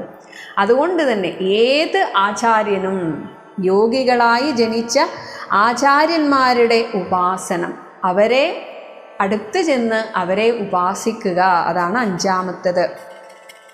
പിന്നെ പുണ്യശീലത്വം, മനസ്സുകൊണ്ട് ശുദ്ധിയുള്ളവരായിരിക്കണം. അതിനാണ് യമനിയമാദികളോടും കൂടെ, യമം എന്നാൽ അഹിംസ, അഹിംസയുള്ള ചിന്താഗതി, സത്യം മാത്രം പറയുക, അസ്തേയം, നമുക്ക് അർഹതപ്പെടാത്തതൊന്നും ആഗ്രഹിക്കാതിരിക്കുക, ബ്രഹ്മചര്യം, നിയന്ത്രണം, മനസ്സിൻ്റെയും ശരീരത്തിൻ്റെയും ഒക്കെ നിയന്ത്രണം, അപരിഗ്രഹം, മറ്റുള്ളവരിൽ നിന്ന് വേണ്ടാത്തത്, അതായത് നിന്ദാസ്തുതികളെ ഒന്നും സ്വീകരിക്കാതിരിക്കുക, അതാണ്, ഇത്രയുമാണ് യമം. ഇനി നിയമം എന്നാൽ ശൗചം, ആന്തരിക ശൗചവും ഒപ്പം ബാഹ്യ ശൗചവും, അത് വളരെ പ്രധാനമാണ്. സന്തോഷമായിട്ടിരിക്കുക എപ്പോഴും. തപസ്, തപസ് എന്ന് പറയുന്നത് ഭഗവാന് വേണം എന്നുള്ള ആഗ്രഹത്താൽ ചെയ്യുന്ന ഒരു ചില ദിവസങ്ങളിൽ നമ്മൾ മൗനം ആചരിക്കുക, ഒന്നും സംസാരിക്കാതെ അങ്ങനെ കുറച്ച് ദിവസമോ ഒരു ദിവസമോ ഒക്കെ ഇരിക്കാൻ സാധിക്കുക, അതൊക്കെ തപസ്സാണ്. പിന്നെ സ്വാധ്യായം, സ്വാധ്യായം ഗ്രന്ഥങ്ങൾ പാരായണം ചെയ്യുകയും മനനം ചെയ്യുകയും ചെയ്യുക, ഈശ്വര പ്രണിധാനം, ഈശ്വരനിൽ ശരണാഗതി അടയുക, ഇത്രയുമാണ് നിയമം. ഇങ്ങനെ അതിനുശേഷം യമനിയമാദികളോടുകൂടെ എന്നെ മുട്ടാതെ പൂജിക്കുക. അപ്പോൾ നമ്മുടെ മനസ്സ് ശുദ്ധിയാക്കണം. അതിലൂടെയാണ് ഈശ്വരനെ അറിയേണ്ടത്. അപ്പോൾ നേരത്തെ ഭഗവാൻ പറഞ്ഞതുപോലെ ക്ഷേത്ര ദർശനമോ പൂജാതി കാര്യങ്ങളോ ഒന്നുമല്ല ഭക്തിയുടെ നിർവചനം. ആരാണ് ഭക്തൻ എന്നതിൻ്റെ നിർവചനം? അവനവൻ്റെ ഉള്ളിലാണ് ഭഗവാനെ അനുഭവിക്കേണ്ടത്. അതിന് ക്ഷേത്ര ദർശനം നടത്തിയാലും നടത്തിയില്ലെങ്കിലും അവനവൻ്റെ ഉള്ളിൽ അനുഭവിക്കാത്തിടത്തോളം ആ ആളെ ഭക്തനായിട്ട് ഭഗവാൻ പോലും അംഗീകരിക്കില്ല. ഇനി ഇത് ആറാമത്തത്, യമനിയമാദികളോടുകൂടെ പൂജിക്കുക എന്നത് ആറാമത്തത്. ഇനി ഏഴാമത്തത്, ഒരു ഗുരുവിൽ നിന്ന് നമുക്ക് ദീക്ഷ കിട്ടുമ്പോൾ ഗുരു നമുക്ക് മന്ത്രദീക്ഷ തരും. അങ്ങനെ ആ മന്ത്ര ഉപാസകത്വം, അതാണ് ഏഴാമത്തെ ഭക്തി സാധനം. ഇനി എട്ടാമത് മംഗലശീലേ കേട്ട് ധരിച്ചു കൊള്ളേണം നീ. എന്താണ് എട്ടാമത്തത്? സർവഭൂതങ്ങളിലും മന്മതി ഉണ്ടാവുക. ഭഗവാൻ എന്നത് പൂജാമുറിയിലെയോ ക്ഷേത്രത്തിലെയോ വിഗ്രഹം മാത്രമല്ല, ഈ കാണുന്നതൊക്കെ ഭഗവാനാണ് എന്ന ചിന്ത ഉണ്ടാവുന്നതാണ് എട്ടാമത്തെ ഭക്തി സാധനം. ഇനി ഒൻപതാമത്തത്, സർവദാ മദ്ഭക്തന്മാരിൽ പരം ആസ്തിക്യവും. ഭക്തന്മാരോടുകൂടെ മാത്രമേ ഞാൻ സംഘം ചേരുകയുള്ളൂ എന്ന് ദൃഢനിശ്ചയമെടുത്ത് അവരോട് എന്നെ ആദരിക്കുന്നത് പോലെ എൻ്റെ ഭക്തന്മാരെയും ആദരിക്കുക. ഇങ്ങനെ സർവബാഹ്യാർത്ഥങ്ങളിൽ വൈരാഗ്യം ഭവിക്കുകയും, അങ്ങനെ വരുമ്പോൾ തന്നെ ലോകവിഷയങ്ങളിൽ ഒരു വൈരാഗ്യം ഉണ്ടാവും. സർവലോകാത്മാ ഞാനെന്നെപ്പോഴും ഉറയ്ക്കയും മത്തത്വവിചാരം കേളൊമ്പതാമത് ഭദ്രേ. ഇങ്ങനെ ഒമ്പതാമത്തെ സാധന എന്ന് പറയുന്നത് എൻ്റെ തത്വത്തെ വിചാരം ചെയ്യുക. അതുവരെ സഗുണോപാസനയാണെങ്കിൽ പതുക്കെ നിർഗുണോപാസനയിലേക്ക് പോവുക. ചിത്തശുദ്ധിക്ക് മൂലമാദി സാധനം നൂനം ഉക്തമായത് ഭക്തി സാധനം നവവിധം. ഉത്തമേ ഭക്തി നിത്യമാർക്കുള്ളൂ വിചാരിച്ചാൽ. നമ്മൾ ശരിക്ക് ചിന്തിച്ച് നോക്കിയാൽ, അല്ലെങ്കിൽ നമ്മൾ നിരീക്ഷിച്ച് നോക്കിയാൽ, ഭക്തി എന്നത് വളരെ വളരെ ചുരുക്കം ആളുകൾക്ക് മാത്രമേ ഉള്ളൂ. ബാക്കിയുള്ളവർക്കൊക്കെ ഒരു വിശ്വാസം മാത്രമാണ്. അപ്പോൾ ചിത്തശുദ്ധിക്ക് മൂലമായിട്ടുള്ളത്, കാരണമായിട്ടുള്ളത് ഈ പറഞ്ഞതൊക്കെയാണ്. ഇതൊക്കെ ചെയ്ത് ആദ്യം ചിത്തശുദ്ധി വരുത്തി ഭഗവാനെ അവനവൻ്റെ ഉള്ളിൽ കുടിയിരുത്തണം. തിരിയ യോനിജങ്ങൾക്കെന്നാകിലും മൂഢമാരാം നാരികൾക്കെന്നാകിലും പുരുഷനെന്നാകിലും പ്രേമലക്ഷണയായ ഭക്തി സംഭവിക്കുമ്പോൾ, നേരത്തെ ശബരി ചോദിച്ചത് ഞാനൊരു സ്ത്രീയാണ്, നീചയോനിയിൽ, അതായത് നീചജാതിയിൽ ജനിച്ചവളാണ് എന്നൊക്കെ പറഞ്ഞതിൻ്റെ മറുപടിയായി ഭഗവാൻ പറയുന്നു, ഭക്തി എന്നത് തിര്യക് യോനിജങ്ങൾ, തിര്യക് എന്നാൽ മൃഗപക്ഷികൾ, ഇവർക്കാണെങ്കിലും ഇനി നേരത്തെ പറഞ്ഞു ഞാനൊരു മൂഢയാണ്, ഒരു സ്ത്രീ ആണ്, കാരണം സ്ത്രീകൾക്ക് പൊതുവെ ലോകകാര്യങ്ങൾ അറിയില്ല എന്ന പഴയ ഒരു ചിന്താഗതിയാണിത്. അപ്പോൾ അങ്ങനെയുള്ള സ്ത്രീയാണ് മൂഢമാരാം നാരികൾക്കെന്നാകിലും ഇനി പുരുഷനെന്നാകിലും പ്രേമലക്ഷണയായ ഭക്തി സംഭവിക്കുമ്പോൾ വാമലോചനെ, സുന്ദരി എന്നാണ് വിളിക്കുന്നത്. ഇവിടെ പ്രായമേറെ ചെന്ന് ചുക്കിച്ചുളിഞ്ഞ ഒരു ശരീരത്തോടു കൂടിയവളാണ് ശബരി. പക്ഷേ ഭക്തി കൊണ്ട് അവൾ അത്യന്തം സുന്ദരിയാണ്. അതാണ് ഭഗവാൻ വിളിക്കുന്നത് സുന്ദരി മമ തത്വാനുഭൂതിയുണ്ടാം, ഞാൻ ആരാണ് എന്ന സത്യം നിനക്കറിയാൻ സാധിക്കും. അങ്ങനെ തത്വാനുഭവസിദ്ധനായാൽ മുക്തിയും വരും. തത്ര ജന്മനി മർത്യൻ ഉത്തമ തപോധനെ, അങ്ങനെ ആ ഒരു ജന്മം മാത്രമാണ് അവന് ഏറ്റവും ഉത്തമമായിട്ടുള്ളത്. ഏത് ജന്മത്തിലാണോ മുക്തി ലഭിക്കുന്നത് ആ ജന്മം. ആകയാൽ മോക്ഷത്തിന് കാരണം ഭക്തി തന്നെ, ഭക്തി തന്നെയാണ് അതിന് കാരണം. ഭാഗവതാഢ്യേ, നീ മൂഢയല്ല, ആഢ്യയാണ്, ശ്രേഷ്ഠയാണ് നീ, കാരണം നീ ഭക്തയാണ്. ഭാഗവതാഢ്യേ ഭഗവത് പ്രിയേ മുനിപ്രിയേ, ഭക്തി ഉണ്ടാകൊണ്ട് കാണായി വന്നിതു, നിനക്കെന്നെ കാണാൻ സാധിച്ചു എന്നത് തന്നെയാണ് നീ ഭക്തയാണ് എന്നതിൻ്റെ ലക്ഷണം. തവ മുക്തിയുമടുത്തിതു നിനക്ക് തപോധനെ. ഇനി അതിനു മുൻപ് ഒരു കാര്യം അറിയണം. ജാനകി മാർഗമറിഞ്ഞീടിൽ നീ പറയണം. സീതാദേവിയെ എങ്ങോട്ടാണ് കൊണ്ടുപോയത് എന്ന് അറിയാമെങ്കിൽ പറയണം. കേനവ, ആരാൽ, നീത, അവൾ കൊണ്ടുപോകപ്പെട്ടു, സീതാ മത്പ്രിയ മനോഹരി. രാഘവവാക്യമേവം കേട്ടൊരു ശബരിയും ആകുലമകലുവാൻ ആദരാലുര ചെയ്താൾ. അങ്ങനെ ശ്രീരാമചന്ദ്രൻ ഇത്രയും പറഞ്ഞപ്പോൾ തന്നെ തന്നെക്കുറിച്ചൊരു മതിപ്പുണ്ടായി. ഒപ്പം ഭഗവാനിലുള്ള ഭക്തി വർദ്ധിച്ചുകൊണ്ട് ഇപ്രകാരം പറഞ്ഞു, സർവവും അറിഞ്ഞിരിക്കുന്ന നിൻ തിരുവടി സർവജ്ഞനാണ്. ഭഗവാൻ അറിയാത്തതായിട്ടൊന്നുമില്ല, എവിടേക്കാ കൊണ്ടുപോയത്, ഇതൊന്നും ആരോട് ചോദിക്കേണ്ട ആവശ്യമൊന്നുമില്ല. എന്നാകിലും ലോകാനുസരണാർത്ഥം ഇത് ഭഗവാൻ ആരെ ബോധിപ്പിക്കാനാണ്? ഈ ലോകത്തിലുള്ള ആളുകൾക്ക് ഇങ്ങനെ ആയിരിക്കണം ജീവിക്കേണ്ടത്, ഏതൊക്കെ സാഹചര്യത്തിൽ എങ്ങനെയൊക്കെ പെരുമാറണം എന്ന് കാണിക്കാനാണ്. അപ്പോൾ ലോകർ അങ്ങയെ അനുസരിക്കുമെന്നതിനാൽ അങ്ങ് ചോദിച്ചു. അതിനാൽ ചോദിച്ച മൂലം പറഞ്ഞിടുവൻ, സീതാദേവി ഖേദിച്ച് ലങ്കാപുരി തന്നിൽ വാഴുന്നു നൂനം. കൊണ്ടുപോയത് ദശകണ്ഠനെന്നറിഞ്ഞാലും കണ്ടിതു ദിവ്യദൃശ, അത്രയും ഒരു യോഗിനിയായി തീർന്നിരിക്കുകയാണ്. ദിവ്യദൃഷ്ടി കൊണ്ടാണ് ശബരി കണ്ടത്, അല്ലാതെ ശബരി ലങ്കയിൽ പോയിട്ടൊന്നുമില്ല. അപ്പോൾ ദിവ്യദൃഷ്ടി കൊണ്ട് തണ്ടലർ മകളെ ഞാൻ മുമ്പിലമ്മാറ് കണ്ടു. ഞാൻ എൻ്റെ ദിവ്യദൃഷ്ടി കൊണ്ട് കണ്ടു. ആ തണ്ടലർ മകളെ മുമ്പിൽ അമ്മാറ് കുറഞ്ഞൊന്നു തെക്കോട്ട് ചെന്നാൽ, ഇവിടെ ഞാൻ കണ്ടു എന്നതിൻ്റെയാണ് ആ ഞാൻ എന്നത് അതിൻ്റെ ഇടയിൽ.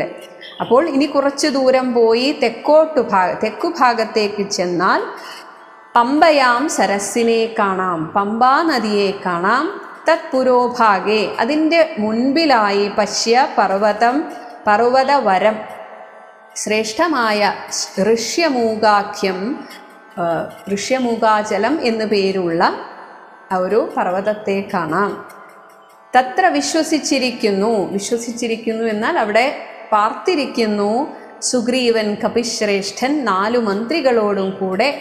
മാർത്താണ്ഡാത്മജൻ, സൂര്യൻ്റെ മകനാണ് സുഗ്രീവൻ, അതുകൊണ്ടാണ് മാർത്താണ്ഡാത്മജൻ.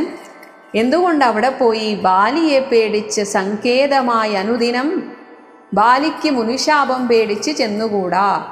അവിടെ ബാലിക്കൊരു ശാപമുള്ളതുകൊണ്ട് ഋഷ്യമൂക പർവ്വതത്തിൽ ചെന്നുകൂടാ.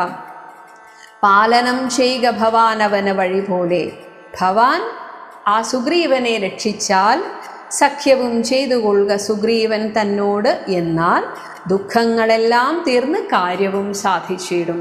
ആ സുഗ്രീവനെ കണ്ട് സഖ്യം ചെയ്യുക. അങ്ങനെ സുഗ്രീവൻ്റെ സഹായത്താൽ ഭഗവാൻ അന്വേഷിക്കുന്ന കാര്യമൊക്കെ നടക്കും.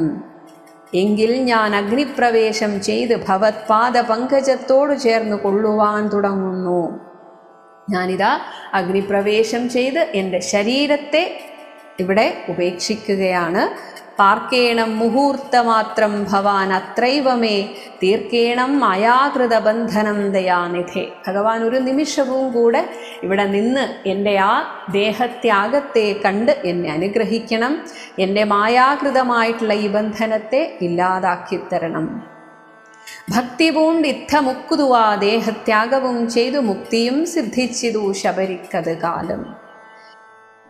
ഭക്തവത്സലൻ പ്രസാദിക്കിൽ ഇന്നവർക്കെന്നില്ല എത്തിയിടും മുക്തി നീചജാതികൾക്കെന്നാകിലും. ഭഗവാൻ ഈ പറഞ്ഞ ഉത്തമ ഭക്തിയുള്ളത് ആരാണെങ്കിലും, അത് സ്ത്രീ ആവട്ടെ പുരുഷനാവട്ടെ, നീചജാതി എന്ന് നമ്മൾ വിശ്വസിക്കുന്നവരാകട്ടെ, ഭഗവാൻ പ്രസാദിക്കുകയാണെങ്കിൽ മുക്തി ലഭിക്കും നിശ്ചയം. പുഷ്കരനേത്രൻ പ്രസാദിക്കിലോ ജന്തുക്കൾക്ക്, ഇവിടെ ജനിച്ചവരൊക്കെ ജന്തുക്കളാണ്, ദുഷ്കരമായിട്ടൊന്നുമില്ലെന്ന് ധരിക്കണം. ഭഗവാന്റെ പ്രസാദം നേടുക, വേറൊന്നും ചെയ്യേണ്ട, ബാക്കിയെല്ലാം തനിയെ നടന്നുകൊള്ളും. ശ്രീരാമഭക്തി തന്നെ മുക്തിയെ സിദ്ധിപ്പിക്കും. ഒരുപാടൊന്നും സാധന ചെയ്ത് കഷ്ടപ്പെടേണ്ട, മനസ്സ് ശുദ്ധമാക്കുക, ഭഗവാനെ കുടിയിരുത്തുക, വേറൊന്നും ചെയ്യേണ്ടതില്ല. ശ്രീരാമപാദാംഭോജം സേവിച്ചുകൊള്ളുക നിത്യം.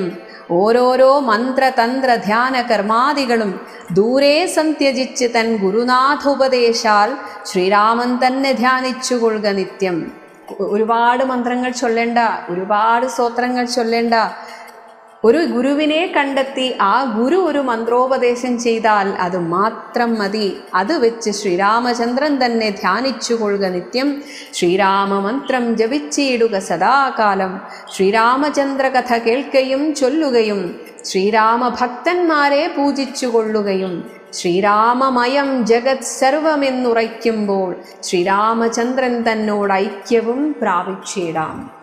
ഭഗവാൻ ഈ പറഞ്ഞത് തന്നെയാണ് ഇവിടെ പറയുന്നത്. സർവവും ഭഗവാൻ തന്നെയാണ് എന്ന് മനസ്സിൽ ഉറച്ചു കഴിഞ്ഞാൽ ഭഗവാനോട് ഐക്യം പ്രാപിക്കാം. രാമ രാമേതി ജപിച്ചിടുക സദാകാലം ഭാമിനി ഭദ്രേ പരമേശ്വരി പത്നേക്ഷണേ. ഇത് പറയുന്നത് പരമശിവനാണ്. പാർവതീദേവിയോട് കഥ പറഞ്ഞുകൊണ്ടാണ് നമ്മളിങ്ങനെ പറഞ്ഞുകൊണ്ടിരിക്കുന്നത്. അപ്പോൾ ദേവിയോടാണ് പറഞ്ഞത്, ഇത് ഇങ്ങനെ ഭജിച്ചുകൊണ്ടാൽ മതി. യുദ്ധമീശ്വരൻ പരമേശ്വരിയോട് രാമഭദ്ര വൃത്താന്തമരുൾ ചെയ്തതു കേട്ട നേരം ഭക്തി കൊണ്ടേറ്റം പരവശയായി ശ്രീരാമങ്കൽ ചിത്തവുമുറപ്പിച്ചു ലയിച്ചു. രുദ്രാണിയും പാർവതീദേവിയും ഭക്തപരവശയായി. പൈങ്കിളിപ്പൈതൽ താനും പരമാനന്ദം പൂണ്ടു ശങ്കര ജയിച്ചരുളെന്നിരുന്നരുളിനാൾ. ആ പൈങ്കിളിയും എഴുത്തച്ഛൻ്റെ കിളിപ്പെണ്ണും ശങ്കര ഭഗവാനെ അങ്ങ് ജയിക്കുക, ശ്രീരാമ കഥ പറയുന്ന അങ്ങ് ജയിച്ചരുളിയാലും എന്ന് പറഞ്ഞു. ഇങ്ങനെ ഇത്യധ്യാത്മരാമായണേ ഉമാമഹേശ്വര സംവാദേ ആരണ്യകാണ്ഡം സമാപ്തം.